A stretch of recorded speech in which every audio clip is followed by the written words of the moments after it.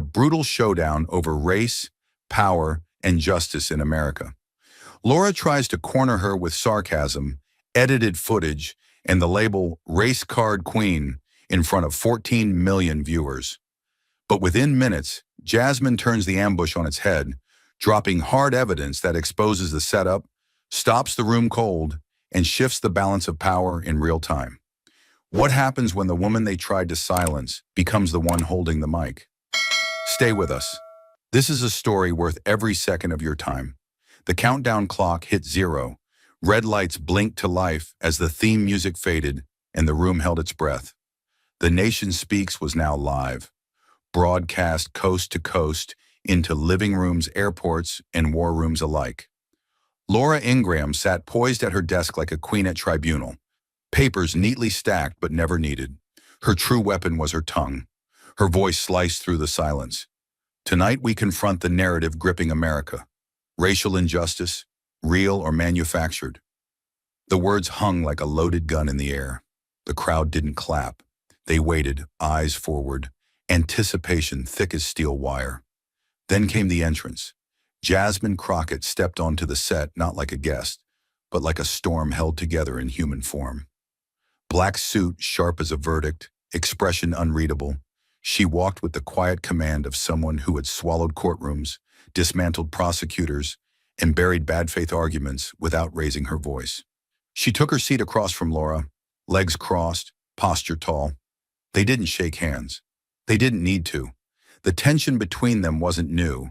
It was institutional. It was centuries old. Laura offered a smile tight enough to cut glass. "Welcome, Congresswoman. Thank you for agreeing to this honest conversation," Jasmine replied without blinking. "Thank you. Let's make it one."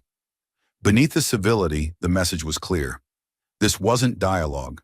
This was battle dressed in studio lighting, and both women had come armed. The tension didn't dissolve. It recalibrated, like the stillness right before a sniper exhales. Laura adjusted her posture, her face a mask of intellectual curiosity. But her eyes told a different story. Cold, calculating, and waiting for the first crack to appear. "Let's begin with something simple," she said. Her tone dipped in honey but structured like a trap. "We've heard a lot about systemic racism, about police bias. But here's a thought. What if in many of these tragic cases, the real issue isn't skin color, but behavior?" She let the words hang, carefully. Not too sharp, not too blunt, just plausible enough to sound fair to anyone who had never tasted fear during a traffic stop. Jasmine felt her heartbeat slow, not from calm, but from control. Controlled rage, controlled memory. She had heard this before, not from academics, not from leaders, but from juries that called fear a defense and skin a weapon. From men who pulled triggers faster when the suspect didn't look like their sons. From networks that showed mugshots instead of graduation photos. Her hands remained still on the table, but her spine straightened, her breath deepened. She knew what Laura was doing. This wasn't curiosity, it was code. A sanitized accusation masquerading as dialogue. The implication was brutal in its simplicity. If they hadn't moved wrong, they wouldn't be dead. That wasn't a question. It was a verdict, and it was already written. And now they expected her to debate it, like humanity was a matter of perspective. She didn't blink. Not because she wasn't stunned, because she had been here before. Dozens of times. Hundreds, maybe. In law school lecture halls where her lived experience was treated as a hypothetical. In courtrooms where her client's pain was reduced to paperwork. On Capitol Hill, where her voice had been drowned out by polished men who only respected numbers, not the people behind them. So she gave them numbers. Jasmine sat forward, her tone low and deliberate like a heartbeat under pressure. "If you're going to ask whether this is about race or behavior, then let's begin where truth lives. Statistics." She paused only a moment, letting the shift settle in the air, the shift from being cornered to reclaiming command. "Black Americans make up 13% of this country's population," she began, her voice steady. "And yet they account for nearly 28% of those fatally shot by police. And before anyone says more crime equals more force, let's go deeper." Laura leaned back slightly, eyes narrowing, not because she was surprised, but because the tempo had changed, and she could feel it. Jasmine wasn't playing defense. She was building a case. Black drivers, Jasmine continued, are almost twice as likely to be pulled over by police compared to white drivers, and significantly less likely to be told why they were stopped. And when pulled over, were more likely to be searched. But here's the twist. Those searches, they're less likely to yield contraband than searches of white drivers. A ripple moved through the audience, subtle but undeniable, like oxygen catching fire in a sealed room. Jasmine didn't break stride. She never raised her voice, but every word struck like it had weight. Black children make up 15% of public school students, yet represent 31% of those referred to law enforcement. The school-to-prison pipeline isn't a theory, it's an infrastructure. The numbers weren't just statistics, they were memories, faces, clients, mothers she had held in courthouse hallways, shaking. Fathers whose eyes never left the floor because shame had become more familiar than justice. She had carried them with her into every hearing, every policy fight, every studio like this one. And now they were here too, invisible, but no less present. She looked directly at Laura, her tone sharpening like the edge of a blade not swung in anger, but in necessity. You asked if the problem is behavior, not race. Let me be clear. The behavior in question, more often than not, is existing while black. Walking home, sitting in a car, playing in a park, sleeping in your own bed. Another pause. This one colder. And before you tell me that's anecdotal, Jasmine said, I invite you to read the Justice Department's own findings, where entire departments have been shown to disproportionately target black communities, not by accident, but by policy. Ferguson, Louisville, Chicago. Her gaze didn't waver. If this were about individual behavior, the punishment would be consistent. But it's not. It's selective, predictable, patterned. And patterns don't lie. People do. The audience was no longer merely watching. They were inside the moment. Some nodded slowly, others sat stiffly, arms crossed like shields against the discomfort crawling into their bones. Truth can be loud, but it's often most dangerous when it's quiet, when it stares at you without blinking. Jasmine leaned back finally, her delivery complete. Not dramatic, not desperate, just devastating. You want to talk about personal responsibility? Fine. But let's start with the institutions that have never been held responsible for how they police, prosecute, or punish Black Americans at a disproportionate rate. She let silence have the final word. It echoed louder than applause ever could. The air had just begun to settle, heavy with the weight of Jasmine's words, when Laura struck like a recoiling serpent. There was no build-up, no hesitation, just the unmistakable sound of someone who had waited long enough and could no longer let the narrative slip from her grasp. Her voice, usually polished and performative, now cracked with something sharper. Condescension lined with contempt. There she goes again, Laura said, interrupting with a half-laugh that wasn't meant to disarm. It was meant to diminish. Always the same song, always the same card. You can dress it up in data, you can paint it in poetry, but let's call it what it is. She leaned forward, her mouth curling into a theatrical sneer, and delivered the blow with deliberate force.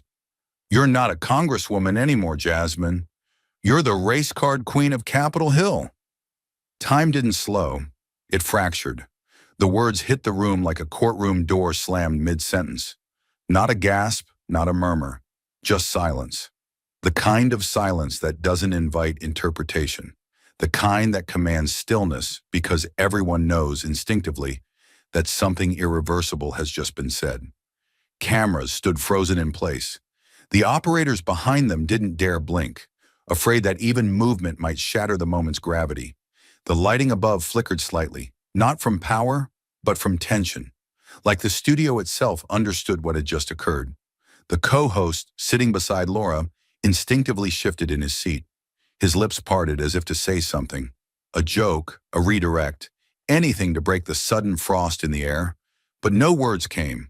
His hands fidgeted with a pen that now seemed wildly out of place, as if writing could salvage what cruelty had just undone. Behind him, in the wings, A production assistant lowered her headset. The paper in her hand trembled, the words on the page meaningless now. Everyone, everywhere on that set was no longer working. They were watching. Jasmine sat motionless, her expression unreadable, carved in marble. But her stillness wasn't weakness. It was compression, controlled pressure, a dam holding back generations of insult, of erasure, of being told that her experiences, her pain, and even her identity were up for debate. The insult had been meant to provoke her into fury, but fury was easy. Fury was expected, and Jasmine had not survived this long by giving people what they expected. Her silence did more than speak. It accused. Because in that instant, the room wasn't just a studio. It became a microcosm of America's most uncomfortable truth. That a black woman, armed with reason, facts, and a voice trained in justice, could still be reduced to a stereotype with 6 careless words. Race card queen. It wasn't clever. It wasn't accidental. It was a calculated act of rhetorical violence, a public lynching, not of her body, but of her credibility. And it was done with a smile. Laura sat back, satisfied, unaware that the line she thought was a kill shot had instead revealed everything. Her confidence, her timing, her performance, it all rang hollow now. She had drawn blood, yes, but not from Jasmine. The wound was to herself, to the idea that civility was ever her goal, to the illusion that her questions were neutral. The studio wasn't breathing. The audience didn't dare move. It was as if everyone in that space had been made accomplice to something they didn't see coming and now didn't know how to undo. The insult had landed like a bullet coated in silk, sharp, fatal, and dressed in performance. But Jasmine didn't move. Not a flicker, not a breath. On camera, it looked like strength. Inside, it was something older and heavier, a stillness carved from centuries of restraint. She sat perfectly upright, her posture so composed it almost seemed unnatural, like someone who had learned long ago that dignity when under attack must become armor. She didn't speak, not yet. Instead, she inhaled, slow, controlled. A breath not meant to calm, but to reach back, to tap into the deep, bitter well where memory wasn't nostalgic.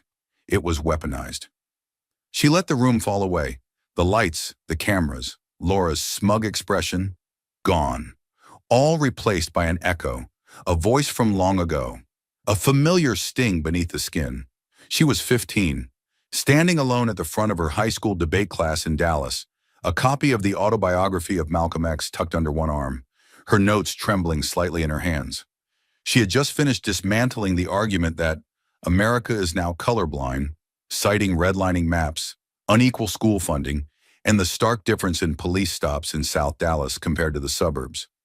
Her voice hadn't cracked, but the room had. Her classmates were silent. Some sneered. The teacher smiled but didn't applaud.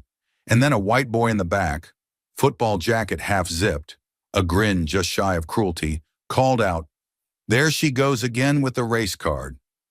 Laughter followed. The teacher didn't correct him. Jasmine remembered standing there, heat flooding her chest, her throat tightening not from shame, but from the sharp, early knowledge that truth didn't matter if the room was trained to mock it. Years later, it happened again. She was 26, freshly barred and barely sleeping, fighting her third court-appointed case in a week. Her client was a soft-spoken 19-year-old wrongly arrested for burglary. Wrong time, wrong place, wrong skin. Jasmine had stayed up 2 nights straight gathering surveillance tapes, calling witnesses, mapping out the blocks from memory. Her closing argument was electric, dispassionate facts wrapped in relentless logic. When the verdict came, not guilty, her client's mother wept against her shoulder. But the assistant DA approached her outside the courthouse, eyes narrowed, mouth twisted in a condescending smirk. "You've got fire," he said. "Just don't build your whole career on the race card. It gets old." Then he walked off, briefcase swinging like a gavel. Jasmine had stood on the steps of the courthouse for a long time that day. Long enough for the sun to slide behind the skyline. Long enough to understand that in the eyes of some, defending black lives would always be framed as manipulation, not advocacy. That memory never left her. Neither did the next one. Capitol Hill, 2 years ago, She'd just given a speech on racial disparities in sentencing laws, backed by DOJ reports, court data, and lived reality. She left the podium to an uneasy hush, not because her speech lacked evidence, but because it had made comfort impossible. In the elevator, a senior colleague leaned in, lowered his voice and muttered, "You're smart, Jasmine. Just be careful not to become that kind of Democrat. The kind who made white donors nervous. The kind who made everything about race." She had smiled politely then. She didn't feel polite now. The studio returned like a curtain lifting, lights humming above. Laura still seated, triumphant, unaware that the silence she had just created was no longer working in her favor. The co-host was pale, shifting in his chair. The studio audience was frozen, eyes fixed on Jasmine, waiting for fury, for collapse, for words. But Jasmine gave them none of that, not at first. When she finally spoke, it was like steel being unsheathed in a room that had mistaken her for unarmed. "That title isn't new, Laura," she said, her voice low and clean. Each word landed with the weight of something sharpened by years of erosion. "I've heard it since I was 15. She didn't blink. From boys in the back of class who couldn't spell oppression but knew how to laugh at it. From prosecutors who thought winning made me uppity. From lawmakers who smiled in public and dismissed me behind closed doors. Her gaze locked on Laura, unshaken. "But I never thought I'd hear it from someone with a national platform. Someone with makeup, microphones, and absolutely no shame." She paused, not to gather herself, but to let the words settle. Let them sting. "You call it a card like it's a trick, but what I speak about, what I live through, is not a tactic. It's reality, documented, measured, buried in reports no one reads until someone dies on camera." Another pause. "I don't pull race," she said slowly. "I carry it every day, in every room, in every courtroom where my client is presumed guilty before opening his mouth, in every committee where my voice gets drowned under layers of civility, and now, apparently, even in studios like this, where truth is treated like noise."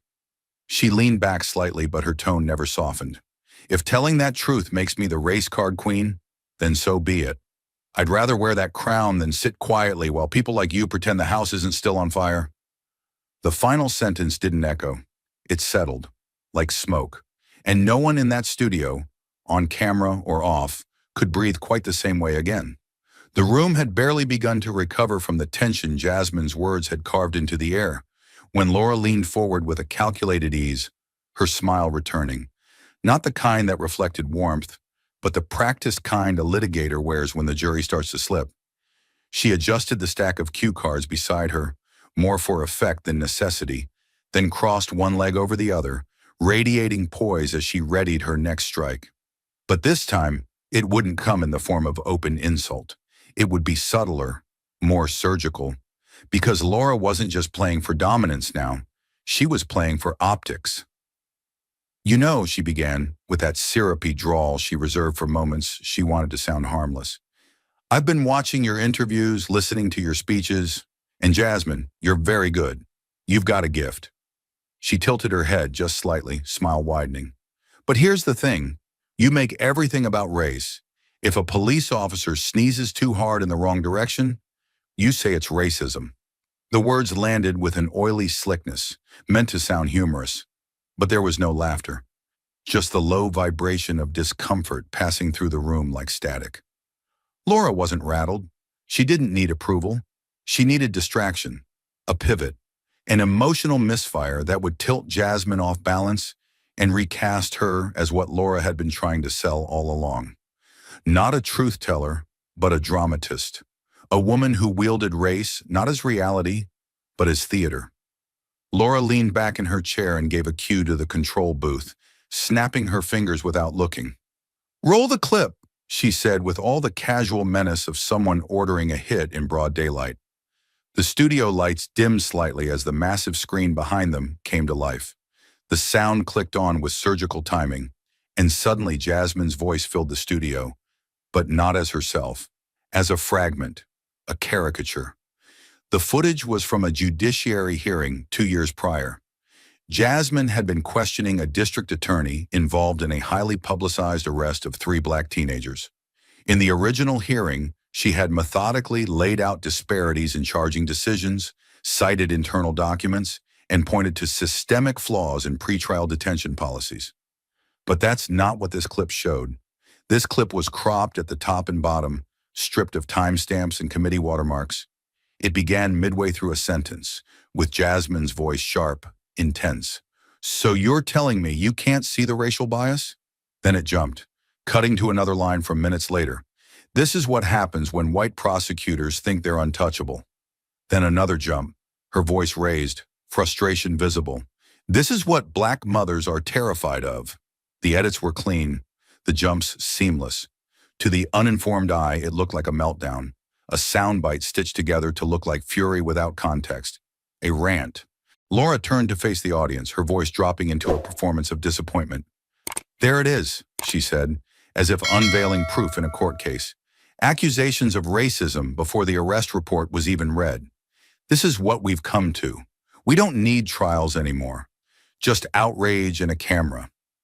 She looked back at Jasmine with a sigh, equal parts theatrical and smug. "Is that justice, Congresswoman? Or just very good television?" The audience was still quiet, but not passive. They were processing. A few exchanged uncertain glances. A man in the third row rubbed his temples. A woman near the back folded her arms, squinting at the screen as if trying to stitch the footage back into its original form in her mind. They weren't sure what they had seen, but Laura knew that uncertainty was enough. She wasn't trying to prove Jasmine was dishonest. She only needed to suggest the possibility. She leaned forward again, pressing the advantage. "This is what you do," Laura said, her voice gaining volume, sharpening into something colder. "You inflate, you exaggerate, you take a spark of tension and pour gasoline on it until the whole nation's on fire. You don't debate, you accuse. You don't analyze, you dramatize. And the moment anyone disagrees with you," she raised her hands mockingly, "racism, always racism, always the race card." The words felt rehearsed because they were. She had built this strategy from the ground up, knowing that facts could be buried under spectacle. That evidence could be drowned out by a well-timed video and a smug line of sarcasm. She wasn't just challenging Jasmine's ideas. She was attacking her credibility, brick by brick. She was constructing a version of Jasmine the country would distrust. Too emotional, too aggressive, too ready to cry foul. But it wasn't just a tactic. It was a trap, one carefully laid. One Jasmine had seen before. The injustice wasn't just in the manipulation, it was in the ease with which it was delivered. Laura didn't flinch when she used doctored clips to discredit real suffering. She didn't blink as she painted a sitting congresswoman, a civil rights lawyer, as little more than a reactive figure screaming racism for applause. She weaponized Jasmine's passion, twisted it into noise, and dared her to react, to snap, to interrupt, to fit the mold she'd just drawn. Jasmine didn't move. She'd seen this game before, on courtroom steps, in Senate chambers, in city council meetings where white men with thin smiles spoke in codes and performed respect while erasing everything she stood for. The pressure now wasn't about defending truth. It was about surviving the performance of the lie. And Jasmine was not about to give them the show they wanted. Not yet. She stood still in the eye of the storm, watching as the room settled into an uneasy quiet after Laura's final volley. But Jasmine knew better than to respond with fire. Not yet. That's what they wanted. Rage could be edited. Emotion could be twisted. No, this wasn't the moment for anger. This was the moment for exposure. And she was holding the match. Without breaking eye contact, she reached for the small black remote resting beside her legal file. Unassuming, ordinary, but the way she lifted it, with deliberate slowness, transformed it into a scalpel. "You've played your clip, Laura," she said, her voice calm but laced with steel. "Now let me show you what real evidence looks like." The screen behind them came to life. The studio darkened, not for drama, but out of necessity, the room itself adjusting to the weight of what was coming. It began with dash cam footage, shaky, raw, unedited. The timestamp revealed it was from 3 months ago, a dimly lit suburban street, Two patrol cars parked diagonally, their floodlights casting harsh beams across the windshield of a silver sedan. A man stood outside the car, black, mid-30s, collared shirt, slacks, unarmed. His hands were raised but not flailing, just raised, palms up, steady. A child, maybe 8 years old, sat in the back seat, visible only by the dim interior light. The father was speaking calmly. "My son is in the car," he said. "He's scared. Please, I'm complying." Then came the voices, two officers shouting conflicting commands. "Step back. Don't move. Hands on your head." The man tried to follow both at once, an impossible task, and within seconds they rushed him. One grabbed his wrist, the other forced him down onto the hood. The child began screaming, a single long wail that didn't stop. And as they handcuffed the man, face pressed to the metal, his voice rose above it all. "I don't want my son growing up in this country." Jasmine let the video run a second longer than most networks would dare, long enough for the viewer to hear the officer say, "Wrong guy," and walk away like it meant nothing. The screen faded to black, and the room broke open, not with noise, but with silence so suffocating it felt like an indictment. Jasmine didn't speak immediately. She allowed the moment to sit in the chest of every person present. She wanted them to feel what it meant when the truth wasn't cleaned up for cameras, when it wasn't cut for time, when it wasn't filtered through a headline or buried in a footnote. Then she moved, one step forward, then another. She took the folder from the table. It was thick, bound with a red ribbon. She broke the seal herself. "This," she said, holding it aloft, "is an internal report from the Department of Justice. Not public, not yet, but I'm making it public now, because some truths can't wait for bureaucracy to grow a conscience." She placed it gently on the table, spine up so the gold DOJ emblem gleamed under the studio lights. "It covers 10 jurisdictions over a 5-year period," she continued, her voice rising just slightly, not with heat but with gravity. "In every single one, Black defendants were more likely to be arrested, more likely to be charged, and more likely to receive harsher sentences than white defendants who committed the exact same crimes. That's not opinion, that's federal data." She flipped open the first page. "Here in Jefferson County, for example, Black individuals made up 14% of the population, but 58% of all felony prosecutions. In Broward, prosecutors were 3 times more likely to seek mandatory minimums if the defendant was Black. In Chicago, body cam footage malfunctioned in 47% of stops involving Black civilians, but only 12% involving white civilians." She let the words land like hammers. This isn't about feelings. This isn't about victimhood. This is about design. A system designed to fail some of us more often, more violently, and more permanently than others. She turned back toward Laura then, not with a smirk, not with rage, but with clarity so precise it cut through the illusion like a razor. "You call me the race card queen," she said, repeating the slur with a slow, deliberate cadence. "You think it's clever, that it reduces me, that it makes the pain I speak about small enough for your audience to dismiss." She stepped forward again. Her voice was steady, but now it carried weight, volume, intent. "But here's the truth, Laura. If speaking about what's documented, recorded, and devastatingly real makes me that, then long live the crown." She held her ground in the center of the set, her presence now larger than the frame. "Because silence," she said, turning her gaze directly into the camera, "is what keeps injustice alive. It's what lets that father get shoved to the ground. It's what lets prosecutors sleep soundly after destroying lives.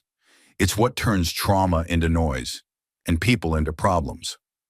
She paused, and in that pause, the audience didn't move. She placed the DOJ folder down next to Laura's notes, neatly, as if offering the truth as evidence in the court of public conscience. Then she stepped back, her hands still.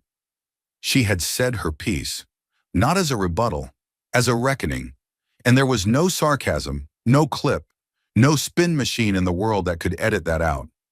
The silence that followed wasn't the same as the one before. This one wasn't loaded with tension. It was full of reckoning. It wasn't the pause before a counterattack. It was the silence people fall into when they realize they've just witnessed something true, something raw, something they can't explain away. It was the hush that follows a verdict or a funeral. A stillness so total it didn't feel like a break in the broadcast. It felt like the room itself was praying. And then it came, small at first, the sound of two hands clapping, software tentative, but unmistakable. A second pair followed, then a third. And just like that, scattered applause began to ripple through the studio like the first drops of rain before a storm. Not thunderous, not performative, just real. It wasn't the applause of entertainment.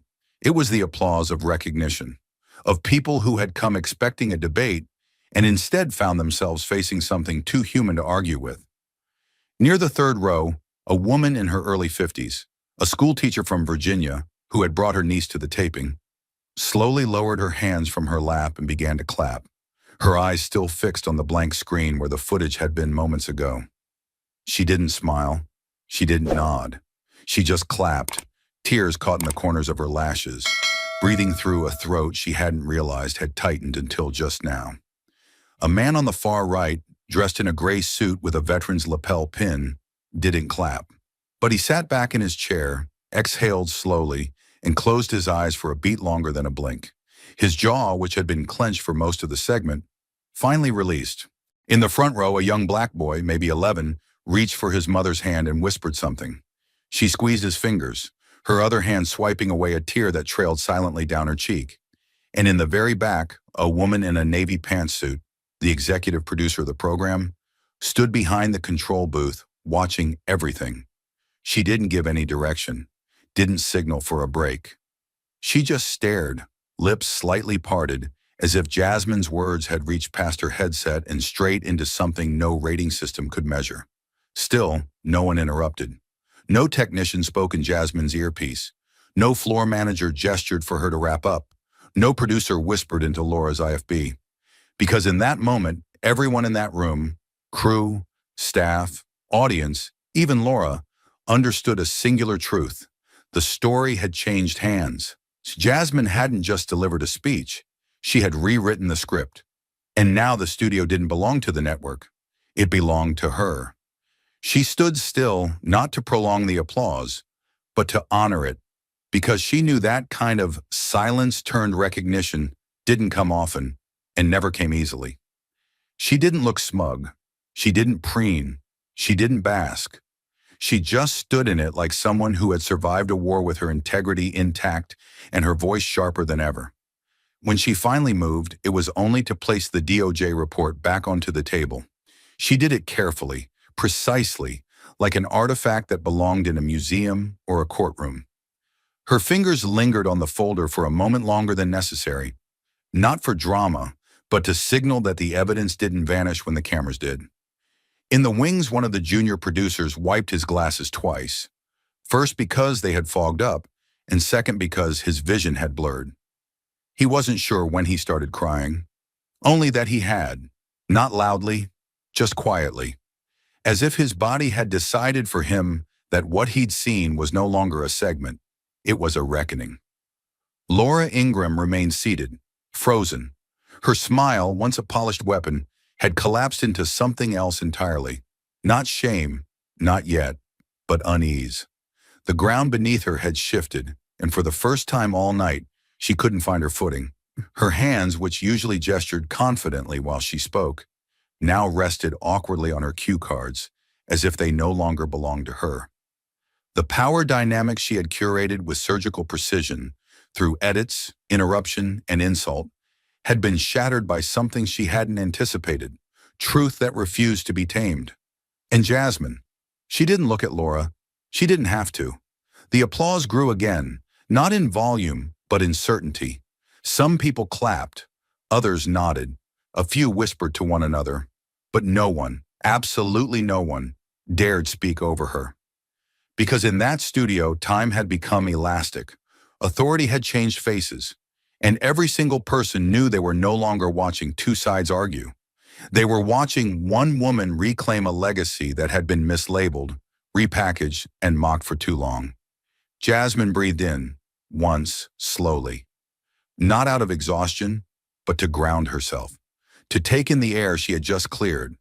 to hold space for the people she spoke for who couldn't be in the room, the ones in holding cells, the ones in graves, the ones who never got to finish their sentences, literal or otherwise. She didn't say another word. She didn't need to. The room said it for her. In that moment, she wasn't just Congresswoman Jasmine Crockett. She was something else entirely. Undeniable, unshaken, uninterrupted. But the silence couldn't last forever. And Laura, cornered by it, knew she had seconds before the narrative slipped too far from her grip to recover. Her fingers twitched slightly as she straightened the edge of her note cards, not because she needed them, but because her composure was cracking. She had watched the room shift, had felt the authority drain from her voice like power from a dying mic. Jasmine hadn't just answered. She had seized the stage, the air, the story. And Laura Ingraham was not built to lose control in her own studio. She leaned forward, voice syrupy but strained, her smile no longer convincing, just mechanical. "You know what your problem is, Jasmine," she said, tilting her head slightly like a disappointed teacher correcting a loud student. "You're not helping your people. You're dividing the country." The line was meant to sound noble, self-righteous, an appeal to unity wrapped around an accusation. "Every time you speak, it's us versus them. You don't inspire, you incite." The room tensed again, not because the insult had landed, but because it hadn't. It was off-key, poorly timed, and reeked of desperation. Laura wasn't wielding power now. She was swinging wildly in the dark, hoping to bruise something, anything. Jasmine didn't respond. She didn't even blink, because after all that had been said, after the father's voice, after the DOJ files, after the audience reclaimed their own silence, this wasn't a counter-argument. It was a gasp for relevance, and the more Laura spoke, the smaller she sounded. Then it happened. A new sound, from backstage, not planned, not scripted. A sudden voice piped in through the studio monitor by accident or sabotage. A voice that wasn't meant for the audience, but leaked through the intercom anyway. The crew froze. Jasmine turned her head. The producer cursed under her breath, but the audio kept playing, and every word burned like acid on truth. It was Laura. But not this Laura, the poised host in a designer blazer with her hair sculpted for the camera. This was the Laura from 10 minutes before the broadcast began, behind closed doors, speaking to her production team in a tone far colder than the one she wore on stage. "She'll bring the heat. Just let her talk. We'll pin her as the race lady. Ratings will skyrocket." The studio didn't move. The feed wasn't high quality, but it didn't need to be. The voice was unmistakable. The smug inflection. The strategy laced in spectacle. The language of someone who didn't see Jasmine as a guest, or even as a person, but as content. A few gasps broke through the audience like glass cracking under pressure. Someone whispered, "Did she just say that?" Another muttered, "What the hell?" The co-host on set glanced at the crew with a panicked look, mouthing, "Cut the feed." But it was too late. The leak had done more than expose Laura's private thoughts. It had obliterated her public mask. Laura's face went pale, the kind of pale that no makeup artist can cover. Her mouth parted slightly, but no words came. Her hands were frozen mid-gesture, like a marionette whose strings had suddenly been cut. The moment was longer than any silence before it. Longer than any monologue. Because this silence wasn't Jasmine's doing, it was Laura's unraveling. Every pair of eyes turned toward her now, not in admiration, not in sympathy, but in revelation. The crowd had watched her play the patriot, the truth teller, the neutral moderator, and now they had heard what she really was, an architect of division playing queen in a house of mirrors. Jasmine remained standing, unmoved. She hadn't orchestrated the leak.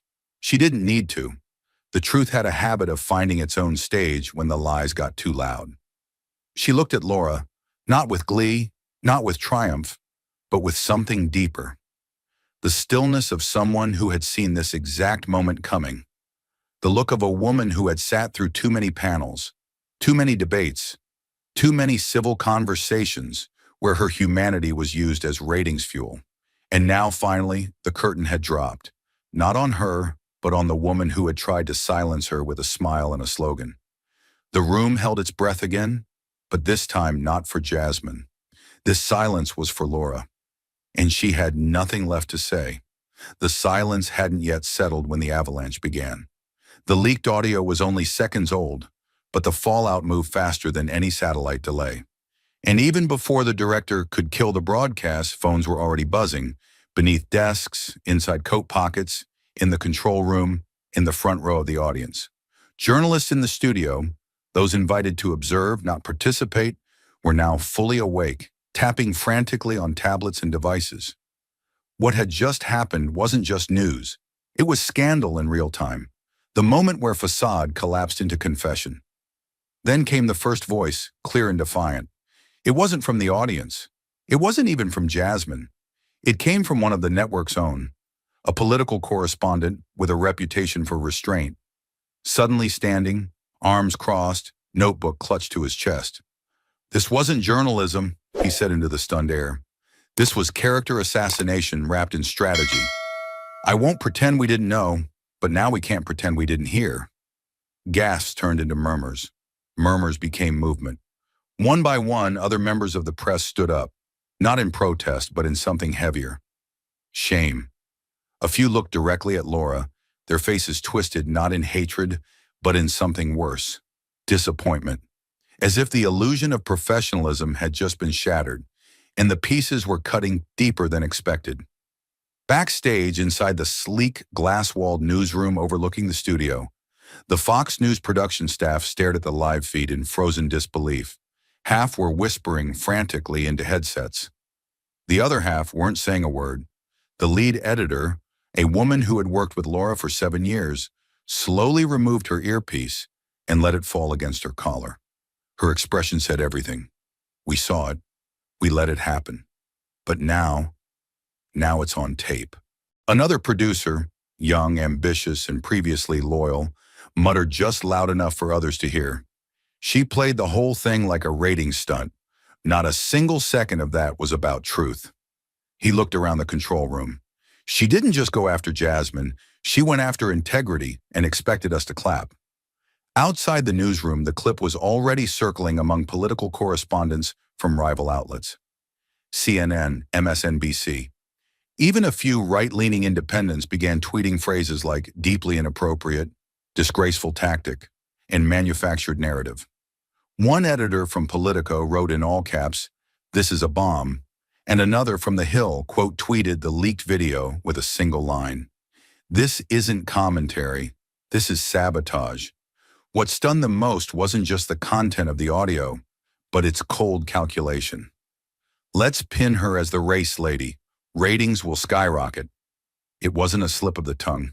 It was a business plan spoken aloud, a blueprint for how to weaponize identity, bury empathy, and broadcast it all with a smile under studio lights.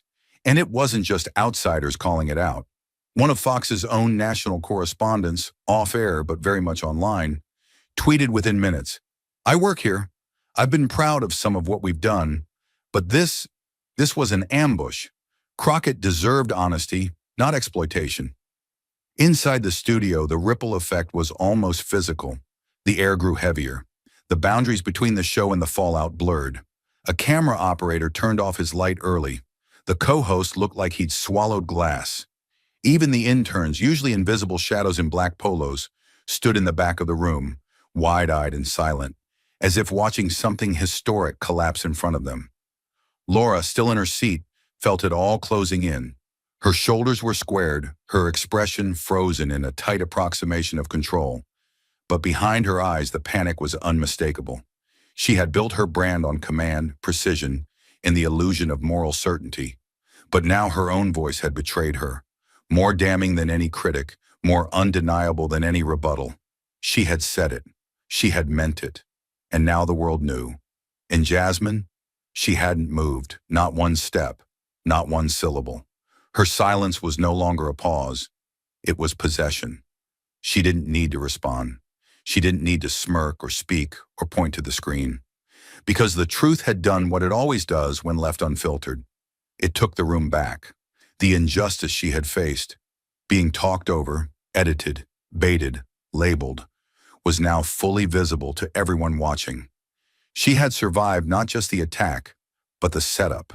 And now the trap lay exposed, with its builder still sitting inside it.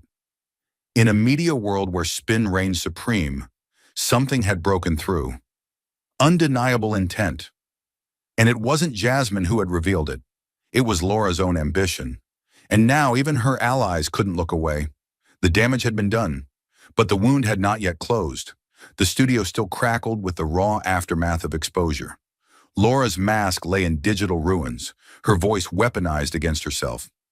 Fox producers whispered behind glass like medics after a failed operation. No cue cards, no scripts. Just the hollow sound of a set that no longer obeyed its architect. And in the middle of it all, unshaken, unbent, stood Jasmine Crockett. She hadn't moved since the leak. She didn't need to. Her power no longer came from posture or tone, but from something deeper, undeniable moral gravity.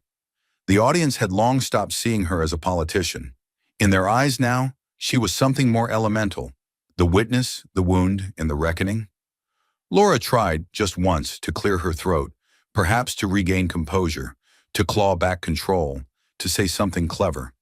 But the sound barely registered, drowned beneath the weight of what had already been said.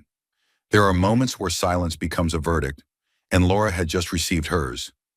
Jasmine slowly turned toward the camera. It was the only motion in the room. Even the lights seemed to still for her. Even the air itself held back. She didn't raise her voice. She didn't change her cadence. But she spoke like someone addressing not just a studio, but a nation, a memory, a buried truth clawing its way back into the light. "If fighting for equality makes me the race card queen," she said, each word a nail in the coffin of the false narrative built around her, "then every silent mother, every silenced child, and every buried body under injustice should be part of my royal court." The line didn't shout. It resonated. It wasn't a clapback. It was a eulogy. Not just for those lost in traffic stops and courtrooms, but for every time a voice like hers had been dismissed, mocked, or twisted into threat. For a second, just one, no one moved, not even to breathe. It was as if the entire room had been turned into a still image. Then a beat later, it began. The applause hit like a shockwave. Not scattered this time, not cautious. It erupted, raw, thunderous, involuntary. Hands slapped together not for performance, but because the body had to do something. People stood without realizing they'd risen. Some shouted, some sobbed. Others just clapped and clapped and clapped, as if the sound could carry Jasmine's words beyond the ceiling, beyond the network, beyond the camera, and into the places justice hadn't yet reached.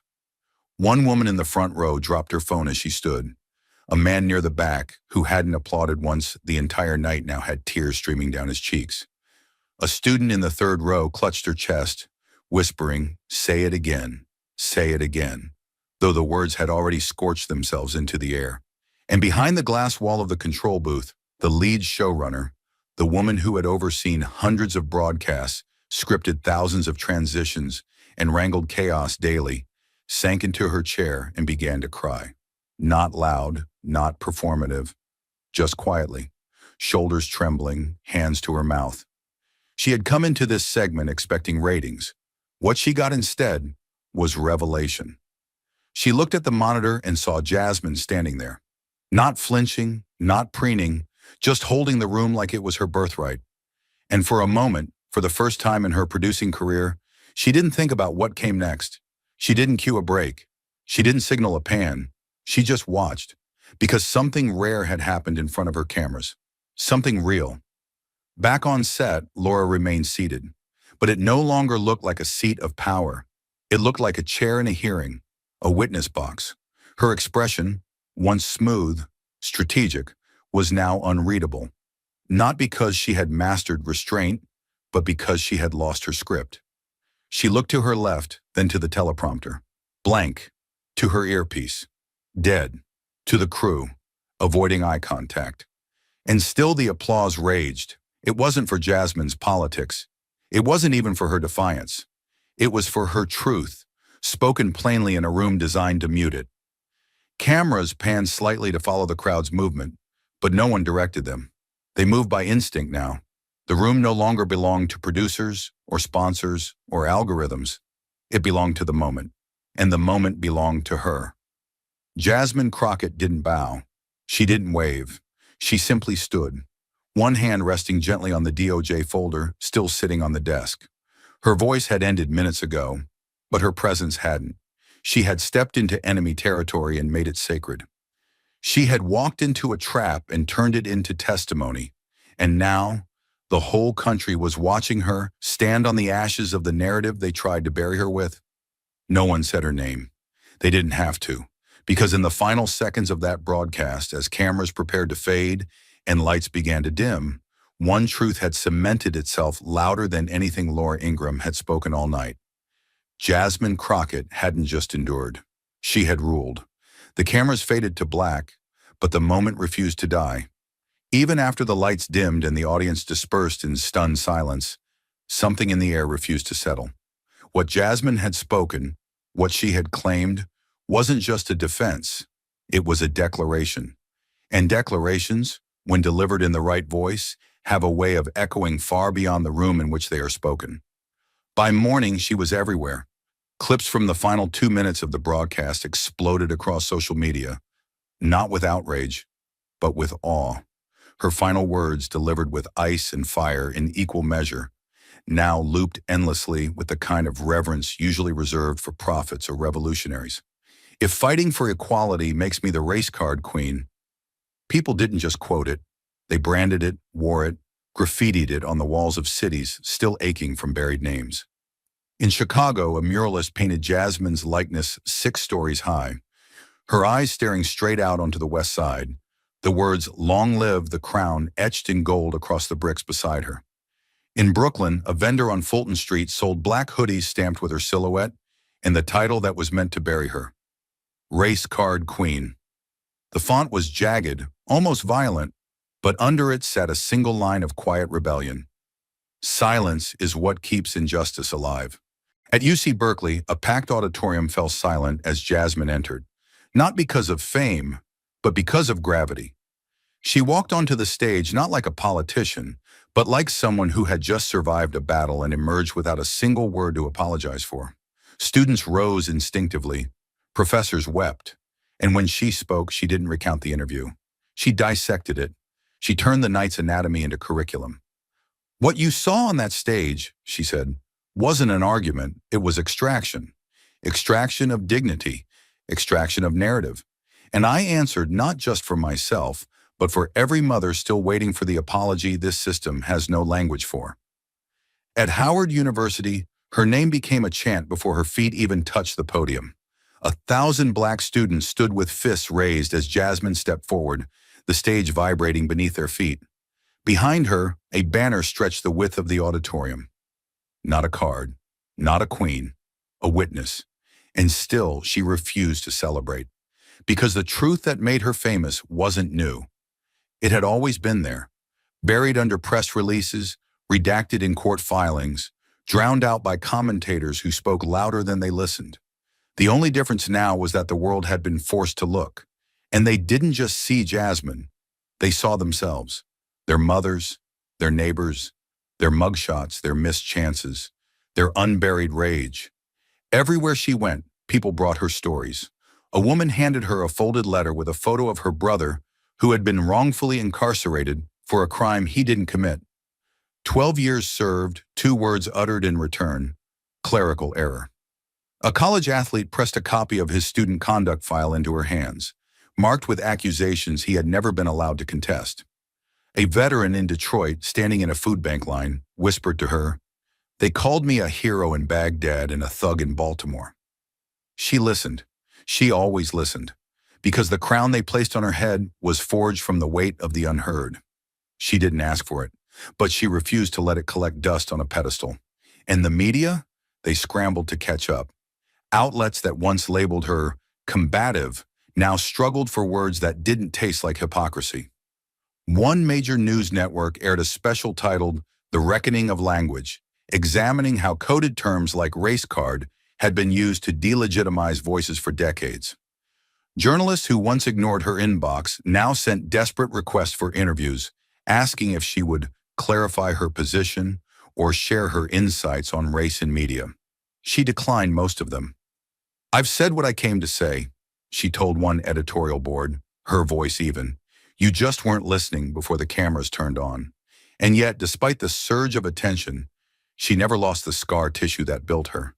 She remembered the first time she was called too loud in a courtroom for asking why her client's file was missing. She remembered the breath she had to hold after being told her tone was too emotional during a sentencing appeal for a teenager the system had already given up on. She remembered the years she spent crafting arguments with the precision of a surgeon, only to watch them be dismissed as rants the moment she stepped out of line. That was the weight behind her voice on that stage. That was the pain they hadn't clipped into sound bites. And now the title they'd used to try to reduce her, Race Card Queen, had become something else entirely. It became a symbol not of division, but defiance. Not of grievance, but grief, refined, rechanneled, renamed. It became the title etched onto signs at protests in Philadelphia, woven into spoken word poems in South LA, and whispered between daughters and mothers who had both been stopped, searched, and silenced. It was stitched into fabric, carved into murals, spray painted beneath bridges, printed on pins, tattooed on skin. Not for her ego, but for their memory. Because Jasmine Crockett didn't just survive the ambush. She claimed the crown they forged for her in malice, and she turned it into a monument they could never tear down. But while Jasmine rose into the light, Laura Ingraham quietly disappeared into the dark. It didn't happen with headlines or press conferences. It happened the way all media empires crack, silently, then all at once. The Monday after the broadcast, her chair on The Nation Speak sat empty. A substitute host read a cold two-sentence memo from the network. "Laura Ingraham will be taking a temporary leave to address matters unrelated to programming. We appreciate your understanding." No further explanation. No farewell. Just a ghost in the studio lights where once there was spectacle. Behind closed doors, the truth was less polite. Advertisers began pulling out within hours of the leaked clip. Civil rights organizations launched petitions. A group of former producers, some from her own team, submitted an open letter to the network's legal counsel, alleging chronic editorial manipulation, racial provocation for ratings, and pattern-based disinformation. And in internal meetings, Fox News executives didn't ask if Laura should step away. They debated how long she could disappear before public memory cooled. They underestimated how far the fire had already spread. The clip, just 13 seconds long, had become the most replayed media leak of the year. It was analyzed on podcasts, played in classrooms, cited in op-eds, dissected in documentaries. It wasn't just that Laura had weaponized race for entertainment, it was that she had bragged about it. On tape, smirking, strategic, unapologetic. For years, she had danced the edge of outrage and plausible deniability. This time, she fell in. And as she vanished from airwaves, replaced by forgettable substitutes and reruns, something strange happened to the very words she once used as a weapon. Race Card Queen. The phrase, born as mockery, had survived its assassin. It no longer evokes sarcasm. It invokes strength. And not the soft, sanitized kind that dies in slogans. The hard kind. The kind etched into scars. The kind that rises from humiliation and dares to speak louder. Street vendors across cities began selling minimalist shirts. Just black cotton, white print, RCQ. No explanation. No branding. Just 3 letters that now carried the weight of defiance. Graffiti artists began tagging alleyways and courthouse steps with gold crowns spray-painted beside silhouettes of Jasmine's final stare into the camera. One printmaking collective in Atlanta even launched a series of protest art titled Card Carriers, featuring the faces of activists, victims, and mothers who had buried sons, each wearing a subtle, shining crown. University students began forming panels around the phrase. What began as a televised insult was now a framework, a cultural lens through which to examine the historical silencing of Black resistance. Professors cited it alongside Kimberlé Crenshaw. Artists incorporated it into spoken word. High school girls wore it like armor in classrooms where they were told they were too loud for daring to correct a teacher on American history. And still, Laura remained off screen. The woman who once dictated national conversation, who choreographed talking points like combat, now existed only in silence. Her name, when spoken, arrived with a question mark, not a period. Where had she gone? Would she return? Did she regret it? But regret isn't measured by retraction. It's measured by what refuses to die. And Race Card Queen refused, because what Laura intended as a death sentence had become a resurrection. She tried to brand Jasmine with shame, and instead etched her into legend. She tried to fracture her audience with sarcasm, and instead gave them a banner. She tried to manufacture spectacle, and instead exposed herself as its engineer. And Jasmine, she never once spoke Laura's name again, because the insult no longer needed dismantling. It had already been reborn. What once dripped with venom now gleamed with resilience. What once threatened to bury now refused to bow. And in the echo of the studio that night, in the silence that swallowed Laura's final words, the world learned something it couldn't unlearn. Truth once spoken in fire cannot be boiled down to a soundbite, and a crown once claimed in the name of justice can never be taken back. And as the noise faded, as the headlines dimmed and the cameras turned elsewhere, what remained was not scandal, but revelation. What stayed behind wasn't the sound of applause or the fall of a pundit. It was the stillness that comes when a society has been forced to confront its own reflection and dares not look away. The human lesson in Jasmine Crockett's story was never just about winning a debate or reclaiming an insult. It was about survival, with soul intact. It was about the cost of speaking truth in rooms built to mute it, about the courage it takes to stay calm when they call you chaos, to stay kind when they paint you as threat. It was about a world so addicted to performance that it forgot the price of erasure. And Jasmine? She stood in the crosshairs and proved that dignity, when anchored in justice, is not fragile. It is immovable. She taught the country that words designed to humiliate can be reforged into shields. That identity isn't a weakness to escape, but a truth to defend. That when power tries to shrink you, you answer not with apology, but with clarity. And that silence, so often sold as civility, is not neutral. It is complicit. What she faced wasn't just personal, it was historical. A lineage of women who were too loud, too black, too brave. And she didn't run from that legacy. She stepped into it. Because the lesson was never about her alone. It was about every person watching who had once been talked over, passed up, called dramatic for daring to feel, or dangerous for daring to speak. It was about showing the world that the most powerful act of resistance isn't rage, it's truth spoken calmly into the fire. Not to be liked, not to be praised, but to be heard, to be counted. And if one woman, unarmed but unafraid, could take the insult meant to bury her and crown herself with it, then maybe, just maybe, the rest of us could stop flinching every time we're told we're too much. Maybe we could stop editing ourselves for comfort that was never ours to begin with. Maybe the greatest rebellion isn't the roar, it's the refusal to whisper. That was the real victory. Not that she changed minds, but that she reminded them. Truth doesn't need permission to survive. Thank you for watching until this moment and for standing with us on this journey for justice. Your support means everything. Like, subscribe, and turn on notifications so you never miss what's next. And we'd love to hear your thoughts. Leave a comment below and let us know what moved you most in this story. Together, our voices make a difference. Inside a packed television studio in Washington, D.C., billionaire Senate candidate Blake Masters goes head-to-head with Congresswoman Jasmine Crockett in a fiery debate about who truly represents America's working class. Blake tries to humiliate her by mocking her past as a teenage janitor, calling her unfit to lead a nation. But just minutes later, Jasmine unleashes a storm of undeniable truth, evidence from her own life that ignites the room and leaves Blake speechless.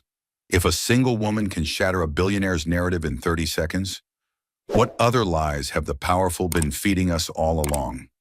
Stay with us. This is a story worth every second of your time.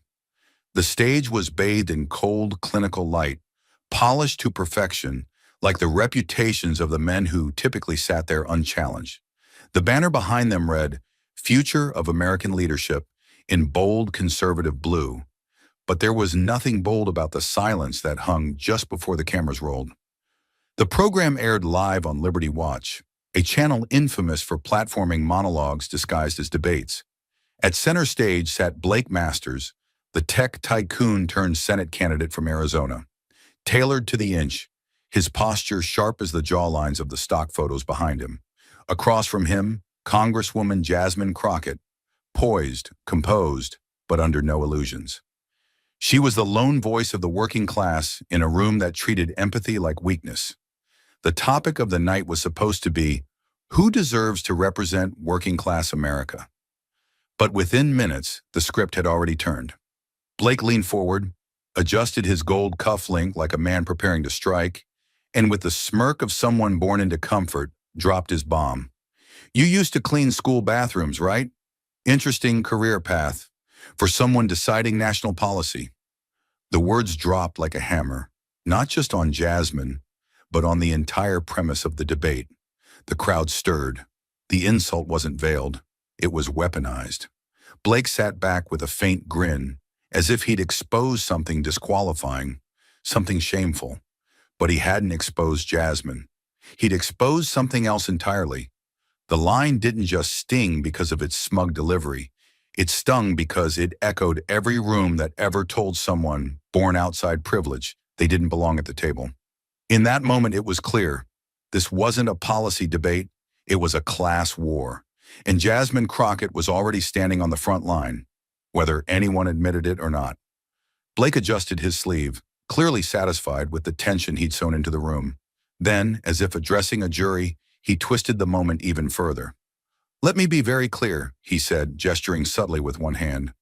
"I don't mean any disrespect, but we're talking about leadership here, about vision, intellect, policy. You can't tell me someone who used to mop high school hallways should now be drafting legislation that affects the free market, energy security, or constitutional law." He looked back at Jasmine, then straight into the camera. "That's not elitism. That's common sense." The line echoed with the kind of rehearsed polish reserved for campaign trails and fundraising dinners. But here on live television, it didn't feel like strategy. It felt like revelation, like the unfiltered core of what some still believed. That labor without status is labor without worth. A soft gasp came from somewhere in the third row. Someone else, a young man in a collared shirt and Liberty Watch lanyard, nodded slowly as if Blake had finally said what others hadn't dared to articulate out loud. And that was the danger. Blake hadn't just insulted Jasmine. He had spoken a coded language fluent to anyone who had ever measured worth in titles, schools, or last names. Jasmine had been here before. Not on television, not at this scale, but in essence. The tone, the implication, the hierarchy. It was the same as when she was 14, pushing that janitor's cart through the east wing of her junior high school, trying not to make noise while the students she studied beside walked past her like she was part of the furniture. She remembered the sting of bleach in her nostrils, the way her palms dried out from too much ammonia. She remembered scrubbing the same bathroom twice because a group of boys had smeared wet paper towels across the walls just to see if she'd come back to clean it up. And she had, quietly, with her head down and her dignity bruised but not broken. She had never been ashamed of that job. But she knew Blake wasn't just talking about the job. He was talking about her place, where he believed she belonged. And that wasn't just political commentary. That was an old script, recycled in real time. The belief that people born into work are not born for leadership. Blake leaned back, scanning the audience, his tone light but laced with condescension. "Look, I'm not saying hard work isn't admirable," he said, shrugging slightly. "But Congress isn't a job training program. It's the brain of the country.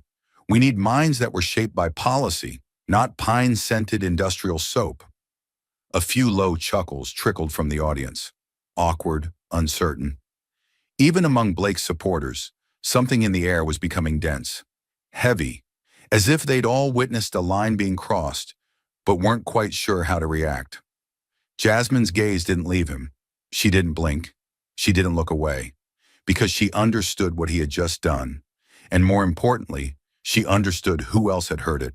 There were millions of viewers watching at home, some in trailers, some on lunch breaks, some in second jobs they'd never expected to still hold in their 40s, and some of them had pushed the same carts, worn the same aprons, cleaned the same toilets. And now they were hearing a man in a $1,000 suit tell them, on national television, that they weren't smart enough to matter. The camera panned slowly toward Jasmine, capturing every detail. The stillness in her face, the fire behind her eyes, the faint rise of her chest as she drew breath. Not to react in anger, but to contain the storm without letting it consume her. Blake wasn't finished. "We can't let sentimentality become the standard," he continued, his voice now colder, sharper. "If we do, we risk putting America's future in the hands of nostalgia instead of competence. I'm sure Representative Crockett worked hard, but the question is, was that hard work intellectual? Was it strategic? Or was it just survival?" That final word, survival, hung in the air like a live wire. And there it was again. The quiet belief that those who survived didn't earn a seat at the table. They just happened to stumble into the room. Jasmine said nothing, not yet, but the studio felt different now. No longer simply a space for debate, but a battleground for memory, pride, and invisible wounds reopened by rhetoric masquerading as logic. The host cleared his throat, fidgeting with his papers, unsure whether to steer the conversation forward or let the moment sit in its full discomfort. And Jasmine, still silent, kept her fingers folded gently across her lap, because she knew that what had just been said didn't only belong to her past. It belonged to millions who had been dismissed in the exact same way. And she also knew the next thing she said would not be for Blake Masters. It would be for every janitor, waitress, mechanic, and night shift worker who had ever been told their story didn't count. And the studio, so sure of itself just moments ago, was about to feel the weight of that truth. The silence stretched so long, it felt like time had been suspended. Blake Masters sat smugly in his seat, confident in the blow he'd just delivered. His words had been rehearsed, delivered like a headline, designed to wound without leaving blood. But Jasmine Crockett didn't meet him with outrage. No fire, no raised voice, just something slower, something more devastating. She reached forward, her fingers brushing the edge of the microphone like it was a relic from another world. Then she leaned in, and the entire studio seemed to lean with her. Her voice was low, not weak, but steady, composed, with a stillness that unsettled more than any outburst ever could. "I cleaned school floors to buy groceries for my little brother," she said. The sentence didn't crackle with fury. It rang with fact. There was no victimhood in her tone. There was ownership, a kind of moral gravity that couldn't be fabricated, couldn't be performed. She wasn't telling a sob story. She was offering a history lesson. The studio lights reflected off the gloss of the desk, catching the tension in the muscles of her jaw. Her posture remained untouched, but every word reshaped the atmosphere in the room. "You may call it low," she continued, her eyes now locked not on Blake, but on the audience. The real one. The millions watching from living rooms, hospital night shifts, break rooms filled with vending machines and flickering fluorescent bulbs. "But I call it necessary." The air in the room compressed, the kind of tightness that made even breathing feel political. She didn't blink. She didn't pause for applause. Because this wasn't theater. This was testimony. Then she spoke again, slower, the syllables grounded like boots on concrete. "I woke up every morning at 4:10, not because I wanted to, because I had to." Her eyes unfocused slightly, not out of distraction, but memory. You could feel her walking back into that version of herself, the girl with aching feet before sunrise and a head full of math problems and mop water. "My mother left the house at 3:30. She worked the early shift at the nursing home. I'd get up when she left. No alarm clock, just instinct. I'd boil water to wash my face because the heater didn't work. Then I'd walk 2 blocks to Travis Elementary, go around to the back entrance and unlock the janitor's closet with a key Mr. Green gave me." The audience was frozen, not by shock, but by something heavier, accountability. She exhaled, not dramatically, but like someone who'd been holding a story for years and was now finally willing to set it down. The gloves were too big for my hands. They used to slip off if I scrubbed too hard. The mop head was older than me. Sometimes I'd hum to keep my mind off the smell. Bleach, mildew, disinfectant. I hated the mirrors most. Not because they were hard to clean, but because they showed me. Tired, 14, alone. The words landed like slow-moving wreckage. She wasn't asking for pity. She was excavating a truth the room had tried to bury. She straightened slightly, letting the silence breathe before she shattered it again. By 7:10, I'd change out of the overalls, spray perfume under my shirt to cover the smell of ammonia, and sit in the second row of Algebra 1. Sometimes the bleach would sting my eyes. Sometimes I'd fall asleep on my worksheet. No one ever asked why. No one ever noticed my hands were red and raw. Her voice didn't waver, but something deeper did. A vibration underneath the words. Something that sounded like grace under pressure, too familiar to collapse. And then came the sentence that no script could write. "They didn't laugh when I was scrubbing floors," she said. "They just didn't look at me at all." The line hung there, raw and unadorned, not asking for empathy but demanding acknowledgement. It was more than a rebuttal, it was an indictment of every system, every institution, every gaze that had ever looked through her like she wasn't worth seeing. Even Blake Masters, so smug just moments before, shifted in his chair. Not because he felt guilt, but because the crowd's attention had shifted. Jasmine had taken it back, not with force, but with truth that could not be unspoken. She looked up then, not at Blake, not at the cameras, but past them, into every home, every face, every person who had ever been told that dignity was reserved for the clean-handed. Her silence before had been strategic, but this was revolutionary, not loud, not angry, just undeniable. And still, after all that truth, all that quiet power, someone laughed. Not loud, not defiant, just a few dry chuckles from the far right section of the studio audience. The kind of laughter that tries to hide behind politeness, but stinks of cruelty. It wasn't that Jasmine had said something funny. It was that her dignity had made them uncomfortable. And instead of confronting that discomfort, they chose mockery. A few others joined in, hesitant at first, then emboldened by the awkward safety of numbers. Like jackals circling, they laughed not because she was weak, but because she had survived something they didn't understand. One woman, mid-50s, pearl earrings, pressed blazer, sat motionless near the center aisle. Her spine straightened slightly, as if something in her had shifted. Her eyes, once glazed over with passive interest, sharpened and locked on Jasmine with an intensity that hadn't been there a moment ago. She didn't clap. She didn't shake her head. But the way she sat, the sudden stillness in her shoulders, spoke louder than words.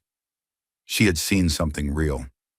Richard Moore, the host, adjusted his tie with the discomfort of a man realizing the room was slipping out of his control. His voice came through tight, filtered, rehearsed. "Let's keep this respectful, please," he said, trying to pour water on a flame that had already ignited the air. But Blake Masters wasn't done. He leaned forward again, elbows on the glass table, and smirked with the arrogance of someone who'd never had to apologize for being cruel. He nodded slightly, as if indulging the host's request, then looked back at Jasmine with the same casual detachment he might offer a waiter delivering the wrong drink. "Respectfully," he said, his tone anything but, "being poor doesn't make someone wise. Mopping floors doesn't equal leadership. And hardship? That's not a qualification. It's a circumstance." The laughter didn't return this time, because now everyone knew. They weren't watching a debate.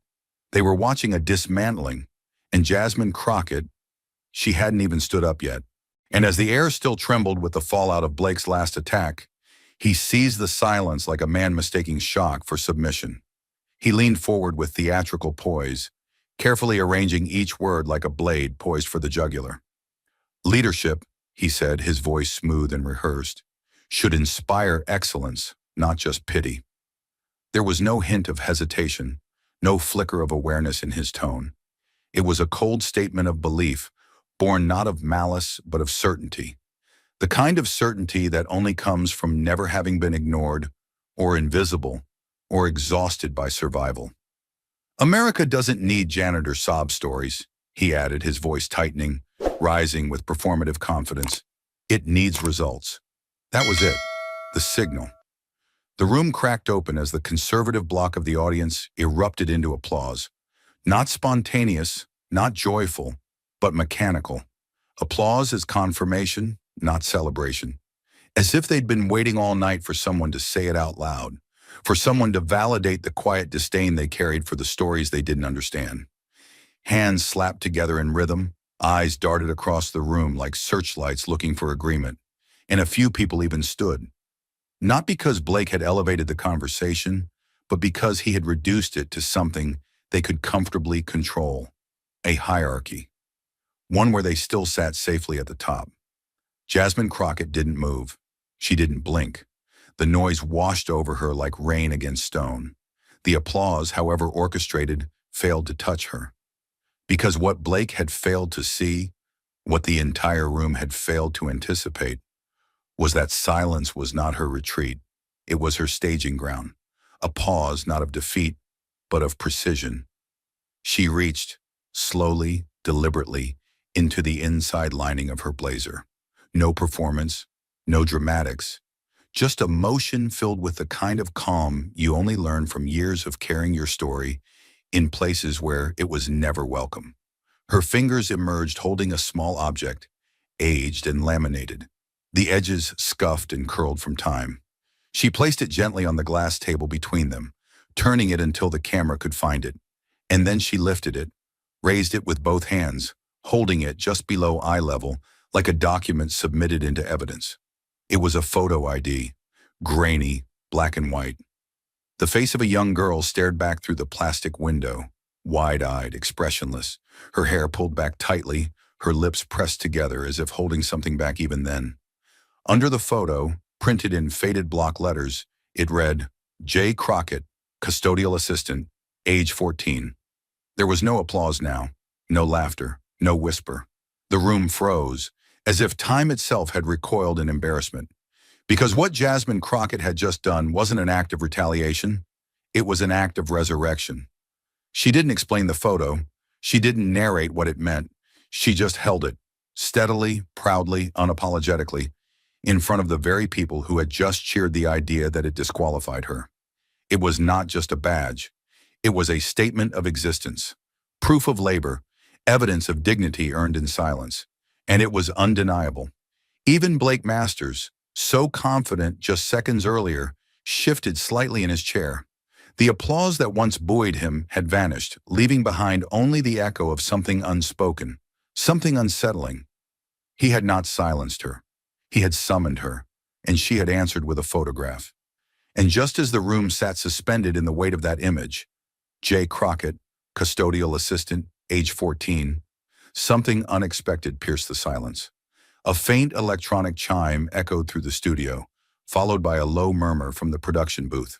The host, Richard Moore, pressed his fingers to his earpiece, eyes narrowing as he listened. Then, with a tone devoid of his usual polish, he looked into the camera and said, "We've just received a live call from someone who says he has a statement relevant to tonight's discussion." He hesitated, not because the moment wasn't welcome, but because it was suddenly bigger than the format he was supposed to control. "Go ahead, sir. You're live."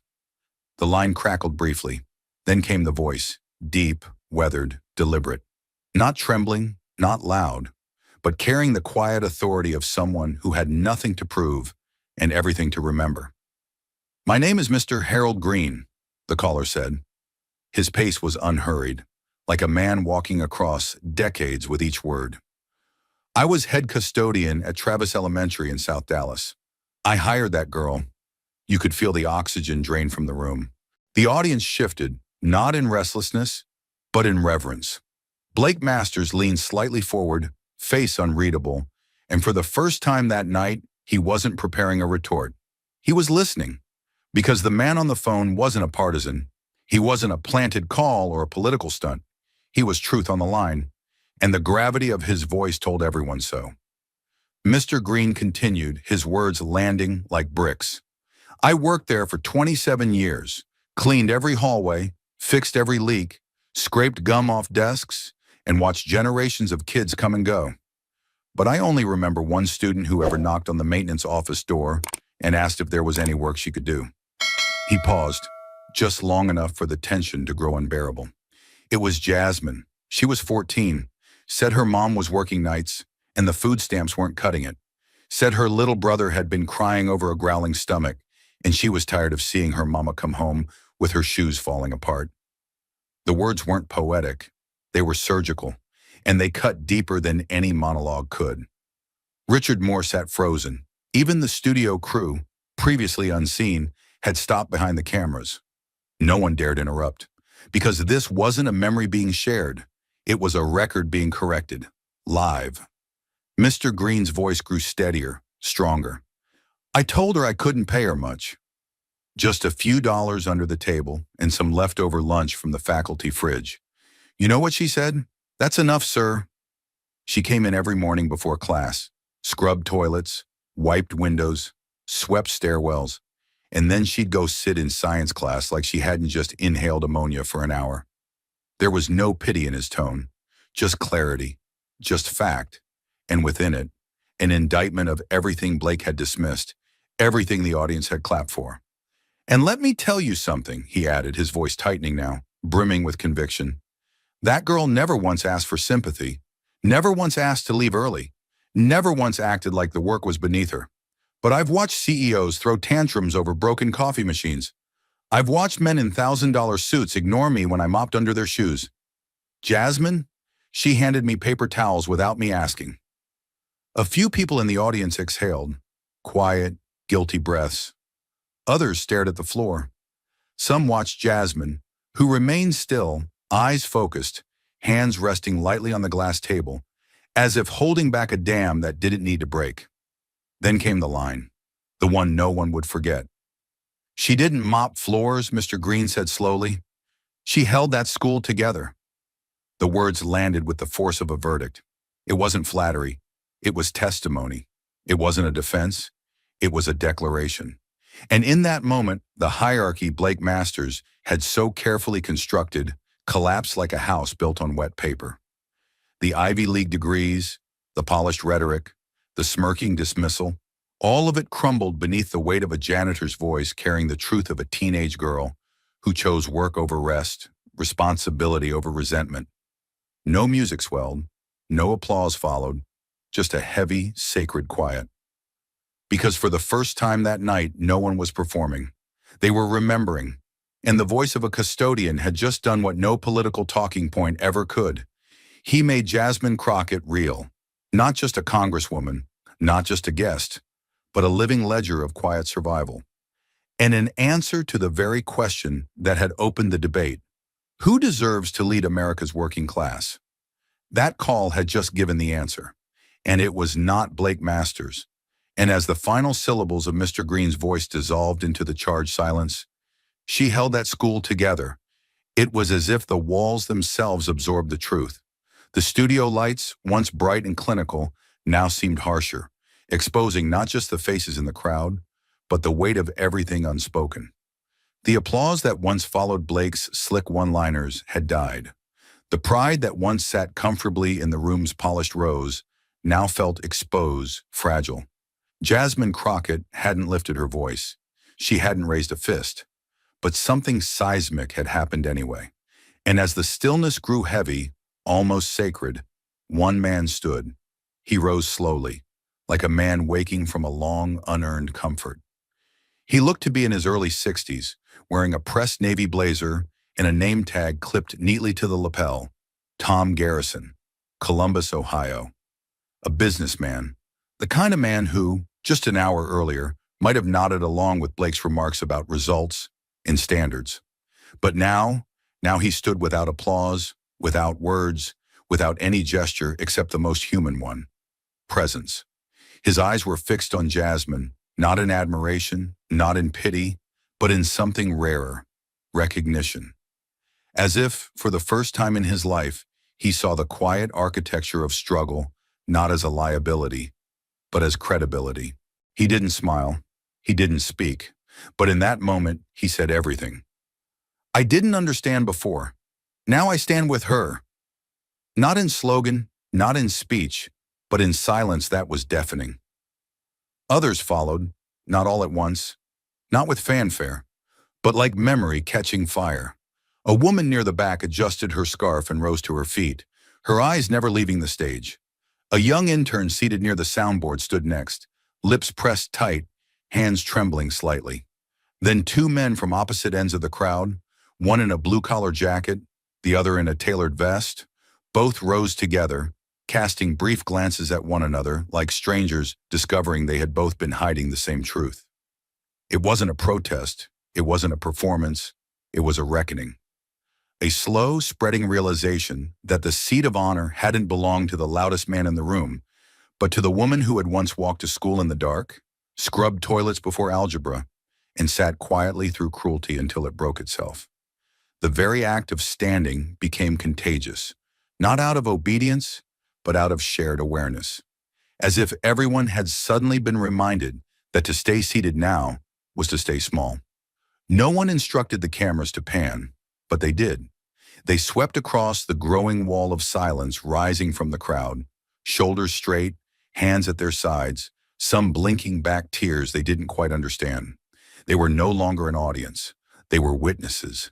And Jasmine Crockett had not asked for their approval. She had simply endured long enough for the truth to stand on its own. And now, finally, so did they. And as the standing crowd settled into a reverent hush, not out of fatigue, but out of reverence, Jasmine Crockett moved with the quiet certainty of someone who knew the next moment would not need volume to leave a mark. She didn't raise her voice. She didn't meet Blake's eyes. She simply reached down with her left hand and slowly opened a slim leather folder resting beside her notes. The motion was small, unceremonious, but in a room charged with tension, even that movement felt seismic. From inside, she pulled out a single sheet of aged paper, creased at the folds, the corners slightly curled. It wasn't pristine. It didn't need to be. The discoloration around the edges only made it more real. The paper had the faint yellow tint of a document kept not for display, but for survival. She unfolded it with the care one might use when handling something more human than paper. And as the studio lights hit the page, a faint glint of worn ink shimmered faintly. No official seal, no embossed letterhead, just words, handwritten, deliberate, unshakably sincere. Jasmine looked at the letter for a second before placing it on the desk in front of her, face up toward the camera. She rested her fingertips lightly on its top edge, not to claim it, but to stabilize it, as if the weight of its meaning might otherwise carry it away. Then she spoke, not to the audience, not to Blake Masters, not even to the host, but as if to the silence itself. This, she said, her voice quiet but unmistakably steady, is the only recommendation letter I had when I applied for college. A beat passed, long enough for the words to sting. The audience didn't shift. They absorbed. Her gaze remained forward, unwavering. No trophies, no summer programs, no senator's family friend to make a call on my behalf. Just this. She paused, then gently rotated the letter so the cameras could see the handwritten lines at its center. No typing, no signature block, just honest script in faded blue ink.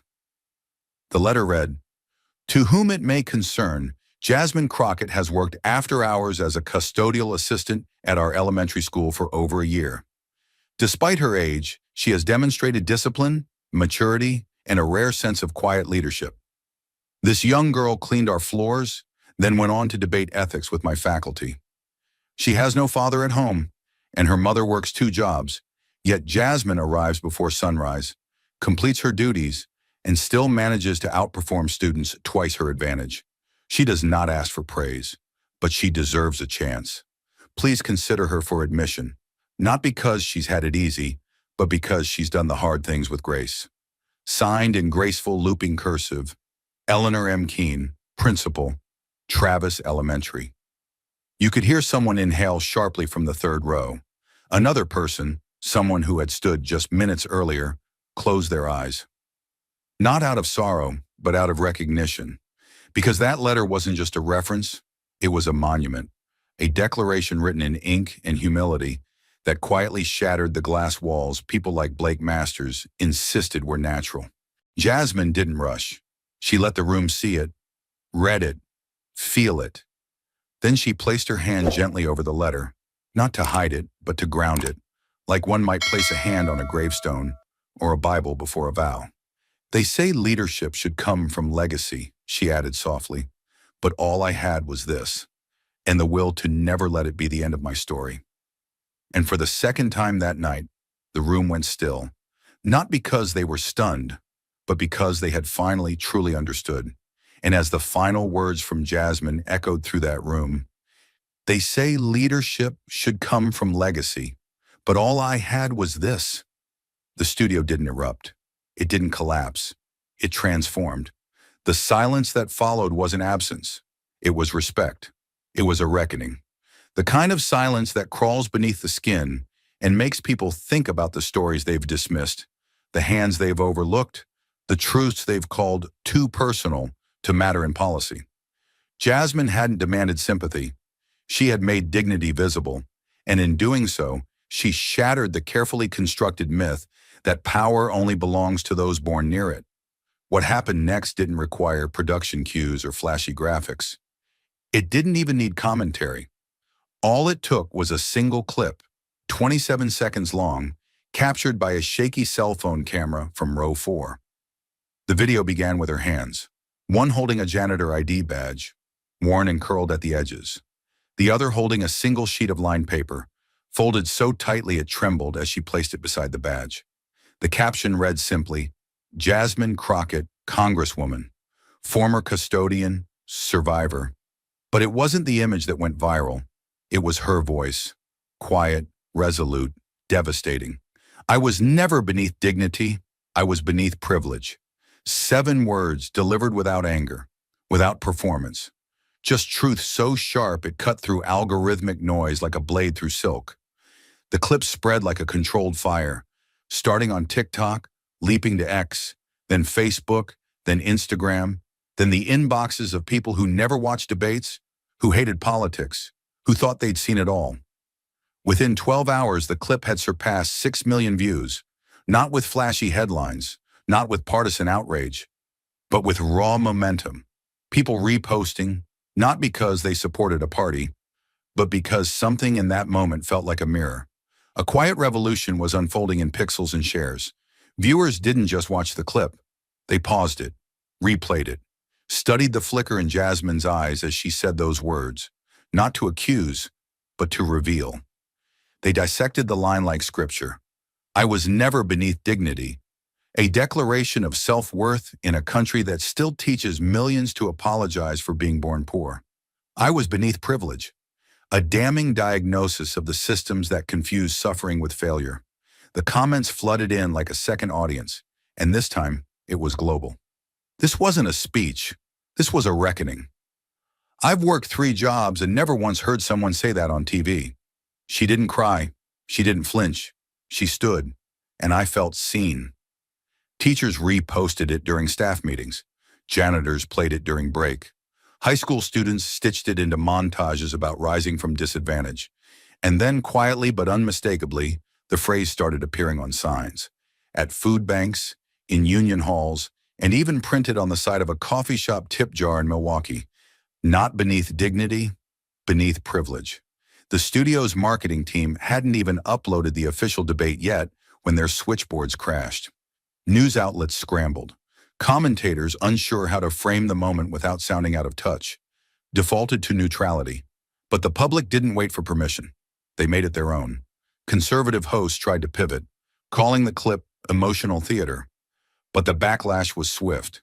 Not because people were choosing a side, but because they had already chosen truth.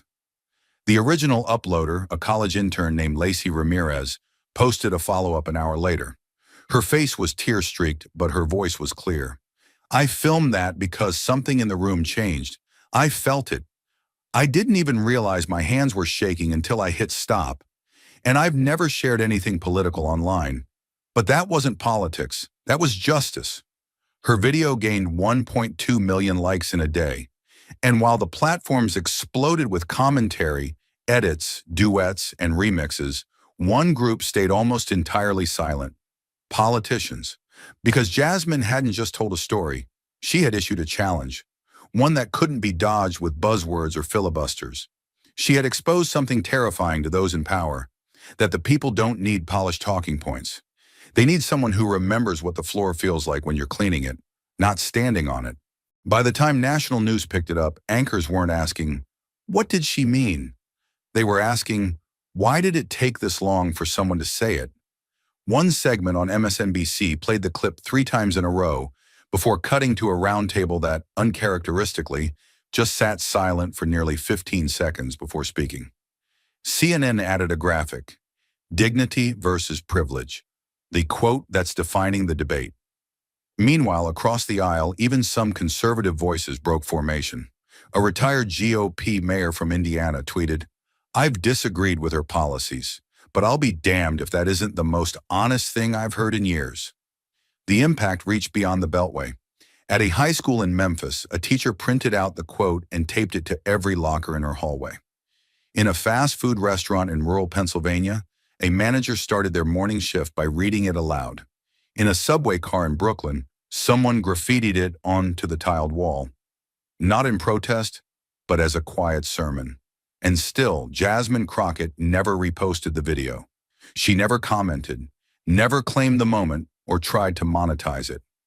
When asked by a journalist later that week if she expected the reaction, she simply said, "No." But I'm not surprised, because I know how many of us have been waiting to be told we were never less. We were just locked out. No spin, no platform, just clarity. And in a year bloated with political noise, her words cut through everything. Because in the end, people didn't remember the applause for Blake. They didn't remember the talking points or the moderator's questions. They remembered a badge. They remembered a girl. They remembered the truth rising without permission. And they remembered the voice that said, quietly, finally, unshakably, "I was never beneath dignity. I was beneath privilege." And while Jasmine remained silent, never reposting the viral clip, never offering interviews or follow-ups, the world around her began to speak. Loudly, visibly, relentlessly. Her quiet act of defiance had cracked something open. And through that fracture poured a flood the system hadn't prepared for. What started as a single video became a movement of memory. The internet, for once, didn't twist the narrative. It carried it. And it carried it into classrooms, back kitchens, night shifts, and commuter trains where people had spent years hiding the very beginnings that Jasmine had dared to hold up in full view. It began with one post. A middle school teacher in Michigan uploaded a grainy photo of herself at 15, hunched over a mop bucket in the hallway of a movie theater. Her caption read, "I used to clean popcorn off sticky floors before grading essays. I was never beneath dignity. I was beneath privilege. Thank you, Jasmine." The post hit 200,000 likes in 3 hours. Then came another, from a Honduran immigrant working construction in Arizona. He posted a sun-faded ID badge from his first job as a janitor at a gas station. In broken but powerful English, he wrote, "I still clean, but now I clean my son's college dorm when I visit." He says, "I taught him what leadership looks like." The photo went viral, not for the badge, but for the dirt still visible under his thumbnail. It was too real to scroll past. Then the flood came. Cooks, housekeepers, farm workers, security guards.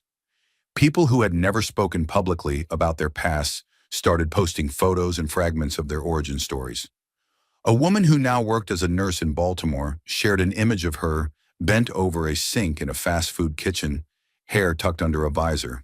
She wrote, "When I applied for nursing school, I used a manager's note on a napkin as my reference. They said I wasn't polished, but I knew how to survive." Every post wasn't just a tribute to Jasmine. It was a rebellion against the shame the world had stapled to their stories. They were not just posting selfies.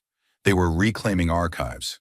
Fragments of lives they had been taught to edit out of their resumes were now being held up like medals. One caption read, "Here's me cleaning motel bathrooms with my mom when I was 11. We didn't know we were teaching each other how to lead."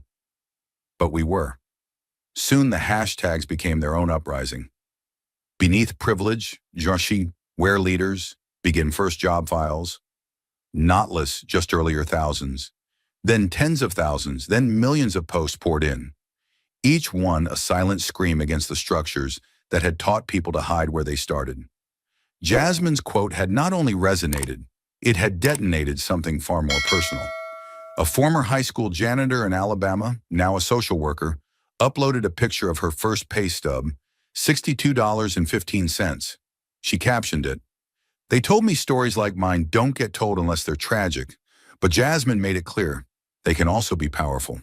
The flood crossed borders. In London, a Pakistani refugee posted a photo of the grocery aisle where he'd worked overnight shifts while taking online classes. In Cape Town, a young mother posted an image of her cutting grass outside a school, barefoot, pushing a broken mower, with the caption, "The world thought we were invisible, but Jasmine's voice made us appear." But it wasn't just the content that stunned observers. It was the tone. There was no self-pity, no bitterness, just revelation. There was rage, yes, but a sacred kind. A rage that didn't seek to burn, but to unbury. A collective decision to no longer be complicit in their own erasure. Some images were black and white, pulled from old family albums. Others were recent, taken on night shifts and smoke breaks, but they all told the same story. We were always here. You just never looked at us until now. The tension spread offline. In Chicago, a group of cafeteria workers taped their high school job photos to the kitchen walls with a sign above that read, "This is where leadership starts." In a university in Oregon, students began curating a hallway installation made entirely of childhood ID cards and first job uniforms. They called it "The Floor We Stand On." Even a small-town library in Vermont dedicated a shelf to memoirs and essays written by working-class authors, calling it the Jasmine Crockett Collection. The sheer scale of response left political operatives scrambling. Campaign consultants didn't know how to spin it. Pollsters couldn't quantify it, because it wasn't about approval ratings. It was about memory made visible. People weren't choosing Jasmine over Blake Masters. They were choosing to no longer apologize for where they began. And Jasmine hadn't asked for their stories. She had just given them permission to be told. In a single viral wave, the debate about qualifications had flipped. The question was no longer, who is polished enough to lead, but who remembers what it took to get here? No one saw it coming, but Jasmine Crockett did, because she'd lived it, and now so had the rest of America. And as the world moved around her, with timelines ablaze, classroom walls freshly decorated, and millions of hearts reawakening to the power of quiet beginnings, Jasmine Crockett said nothing. She didn't take a victory lap. She didn't bask in the public's validation. She let the silence do what it always had, tell the truth. And in the face of all this, of the wave she'd never intended to start, Blake Masters finally responded, or rather, his office did.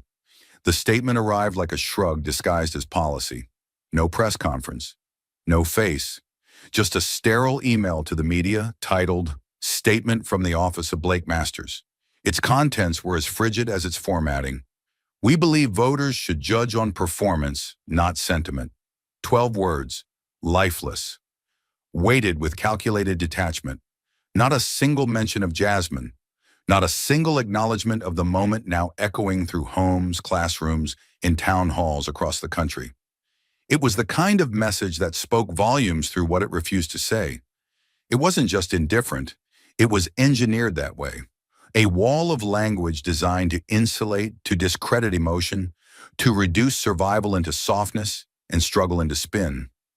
But what Blake didn't understand, and never would, was that people weren't moved by sentiment. They were moved by recognition.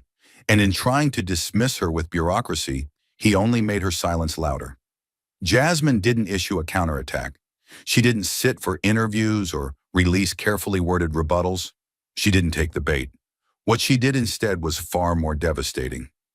At exactly 6:47 p.m. the following evening, she posted a single image to her verified account. No caption, no tag, just a frame, square and grainy, lit by what looked like the warm bulb of a kitchen lamp. The photo showed her janitor badge, J. Crockett, custodial assistant, age 14, resting gently atop a folded piece of paper. The edges of the paper were yellowed with time, and just beneath the badge, in pen so deliberate it looked like it had been written in silence, was one sentence. Dignity isn't decided by your title, it's revealed by what you do when no one's watching. She didn't even sign it, but the internet didn't need a signature. The image struck like a stone in the still water. Not chaotic, but heavy, rippling outward into thousands of reposts in minutes.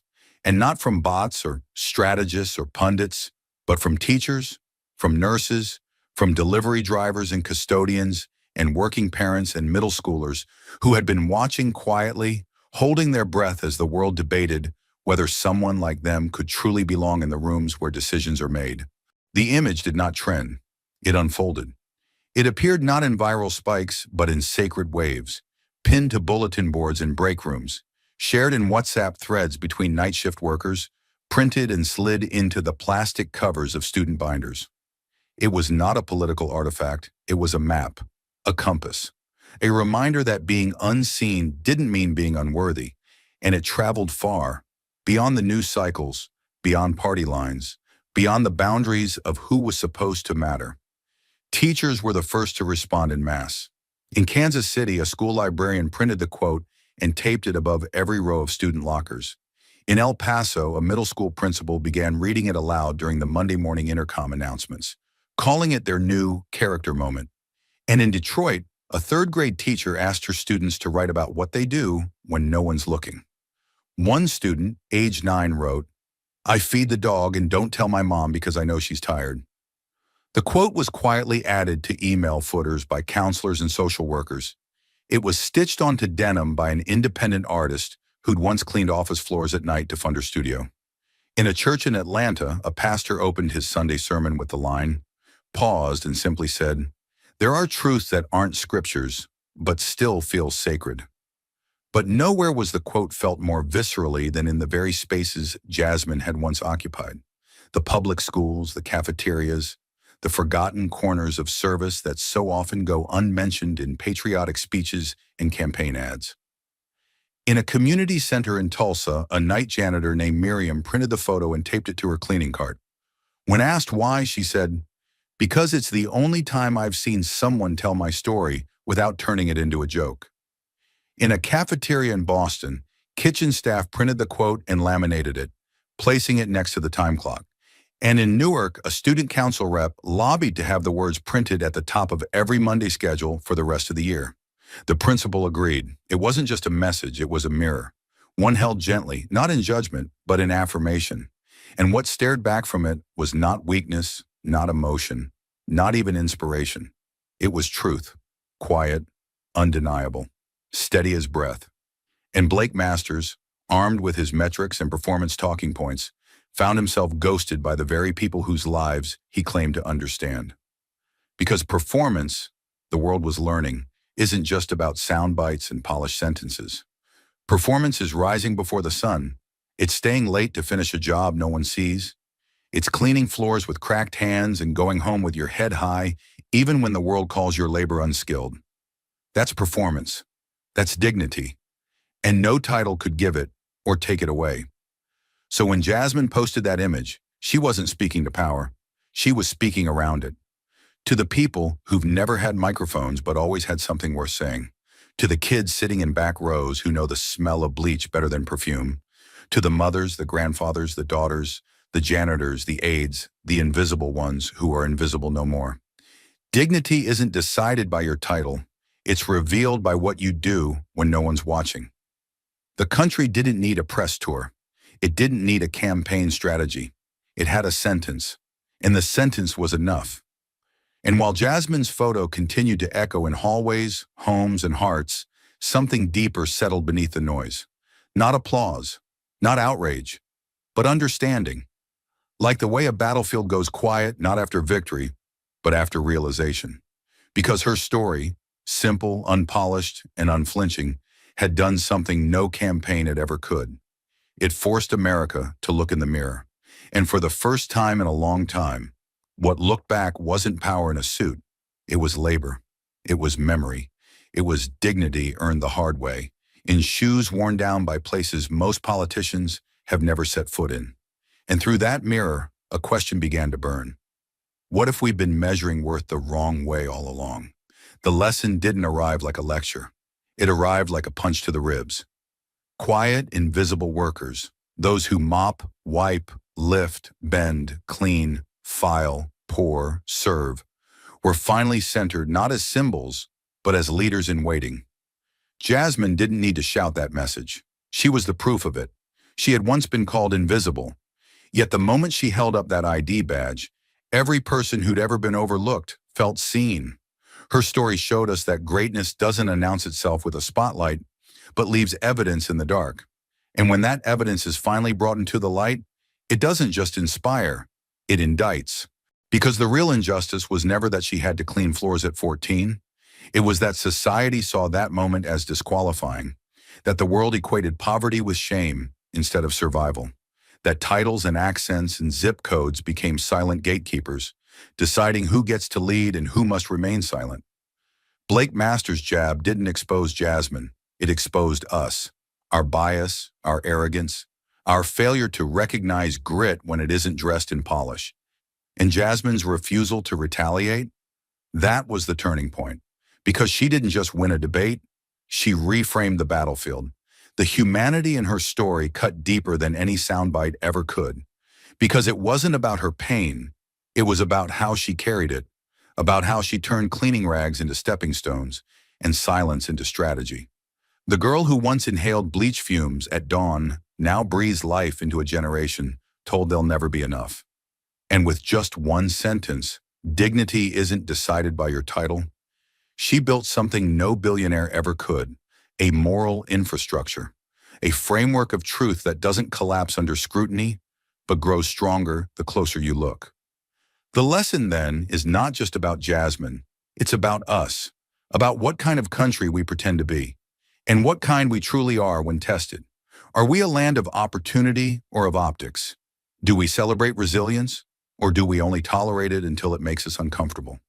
Jasmine's silence in the face of cruelty was not weakness.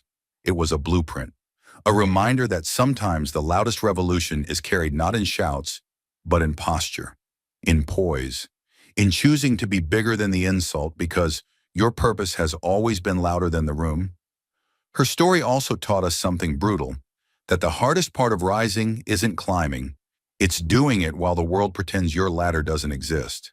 Jasmine built hers out of mop handles, 4 a.m. alarms, and 1,000 ignored moments that she stacked into a foundation no man could shake. And when she stood before the country, she didn't ask to be accepted. She dared them not to look away. And in doing so, she changed what leadership looked like, not by redefining success, but by restoring value to how success begins. In the end, the true moral wasn't about pity. It wasn't about political sides. It was about seeing labor as legacy. Understanding that janitors, servers, delivery drivers, and cashiers are not stepping stones for the ambitious, they are pillars of the nation. And when we mock their work, we don't just dishonor them, we dismantle our own future. Jasmine reminded us that courage isn't just speaking truth to power. Sometimes it's surviving power long enough to outlast it.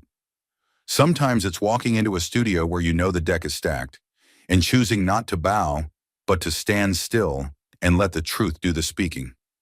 What Jasmine left behind wasn't a viral moment. It was a movement built from quiet strength, from the understanding that the measure of leadership is not how well you speak when the world's watching, but what you choose to do when no one sees. That the most noble acts often happen off camera, in silence, in hardship. And in that silence, a new kind of anthem is born, not made of flags and slogans, but of scraped knees, aching backs, and hands that never stopped working, even when the world stopped caring. So if there's one lesson Jasmine Crockett gave us, etched in a badge, whispered in a sentence, and carried across a nation, it's this. Where you start matters, not because it defines you, but because it proves you never had the luxury of quitting. And that kind of resilience, it doesn't need permission, it doesn't ask for applause. It just leads, quietly, unshakably, until the rest of us finally catch up. But the truth, no matter how powerfully spoken, is never enough on its own. Because the story Jasmine Crockett carved out of silence isn't meant to end in inspiration. It's meant to provoke something deeper, something harder, something lasting. Her words, etched now in hallways and homes, weren't the finale. They were a match struck in a room soaked with kindling. And now, with the air charged and hearts awakened, the question can no longer be ignored. What will we do with the fire she lit? This isn't just about one woman on a stage. It's about every person watching, every student scrubbing dishes after class, every parent working a night shift while their child sleeps, every immigrant who was told to be silent to survive. It's about recognizing that injustice doesn't always wear a uniform or hold a weapon.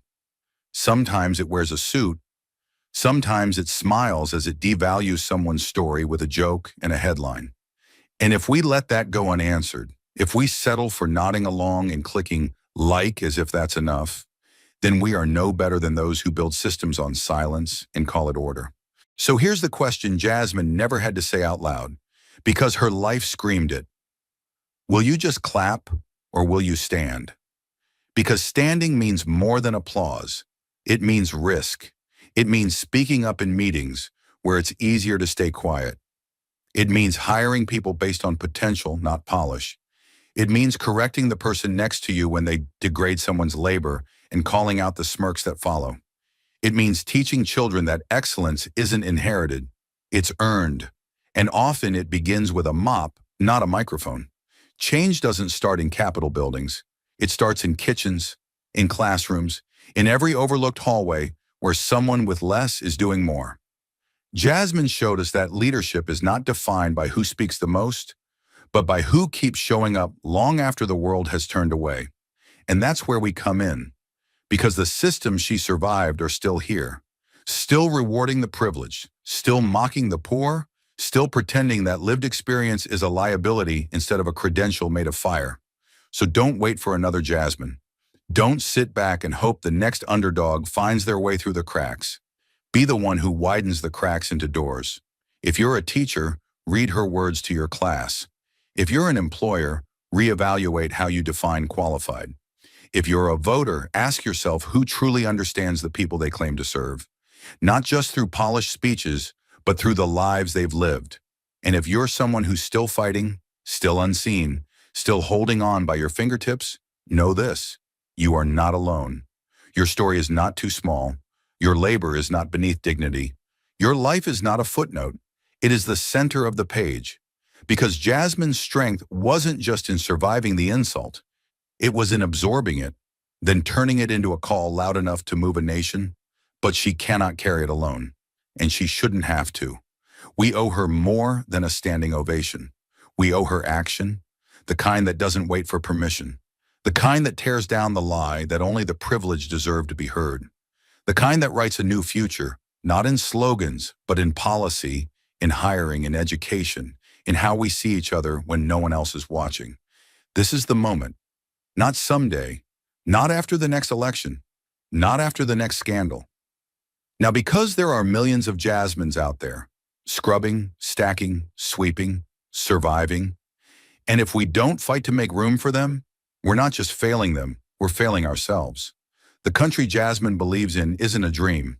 It's a blueprint, one built not on legacy, but on labor, not on connections, but on character, not on titles, but on truth. And so, as her photo fades from trending lists and her quote becomes part of Monday rituals, we must ask, what are we building with the pieces she handed us? Are we content to frame them on our walls? Or will we use them to knock down the ceilings, still pressing against the heads of the unheard? This is not about admiration. It's about transformation. It's about rethinking who we trust, who we follow, and who we allow to define worth. Jasmine Crockett didn't ask for the spotlight. She stood in it because she had already survived the dark, and now she's left the light on for the rest of us. So Stian, not just in applause, but in purpose. Speak, not just in debate, but in defiance of the silence that kills stories like hers before they begin. And build, not just careers or reputations, but bridges wide enough for every janitor, every caretaker, every invisible worker who's been told they don't belong. Because they do. And now, we know better. Let it begin now, not in some distant promise of reform, not in the slow churn of bureaucracy, but in the immediacy of today, in your workplace, your school, your home. Because what Jasmine stirred in us was not just a sentiment, it was a summons, a call not to admiration, but to accountability. And accountability starts with choices so small they're almost invisible until they aren't. It begins when a hiring manager reconsiders a resume that lacks prestige but holds perseverance. It begins when a teacher sees potential in a quiet student who arrives with bleach-stained sleeves. It begins when a senator reads Jasmine's quote aloud on the chamber floor, not as a performance but as a promise.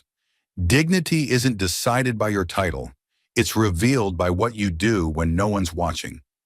Those words are not just profound. They are disruptive.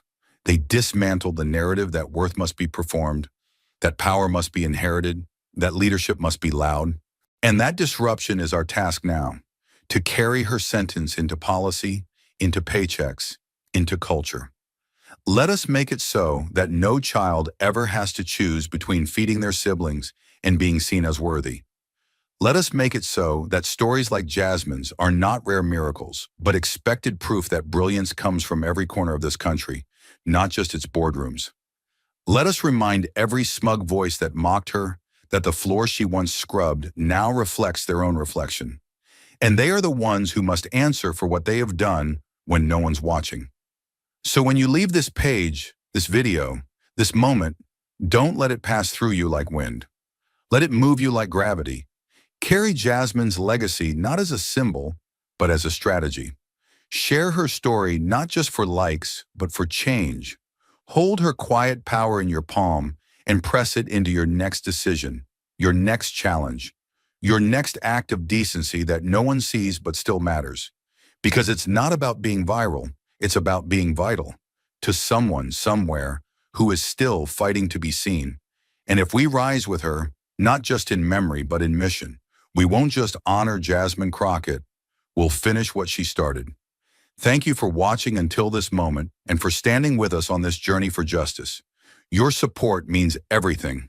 Like, subscribe, and turn on notifications so you never miss what's next. And we'd love to hear your thoughts. Leave a comment below and let us know what moved you most in this story. Together, our voices make a difference.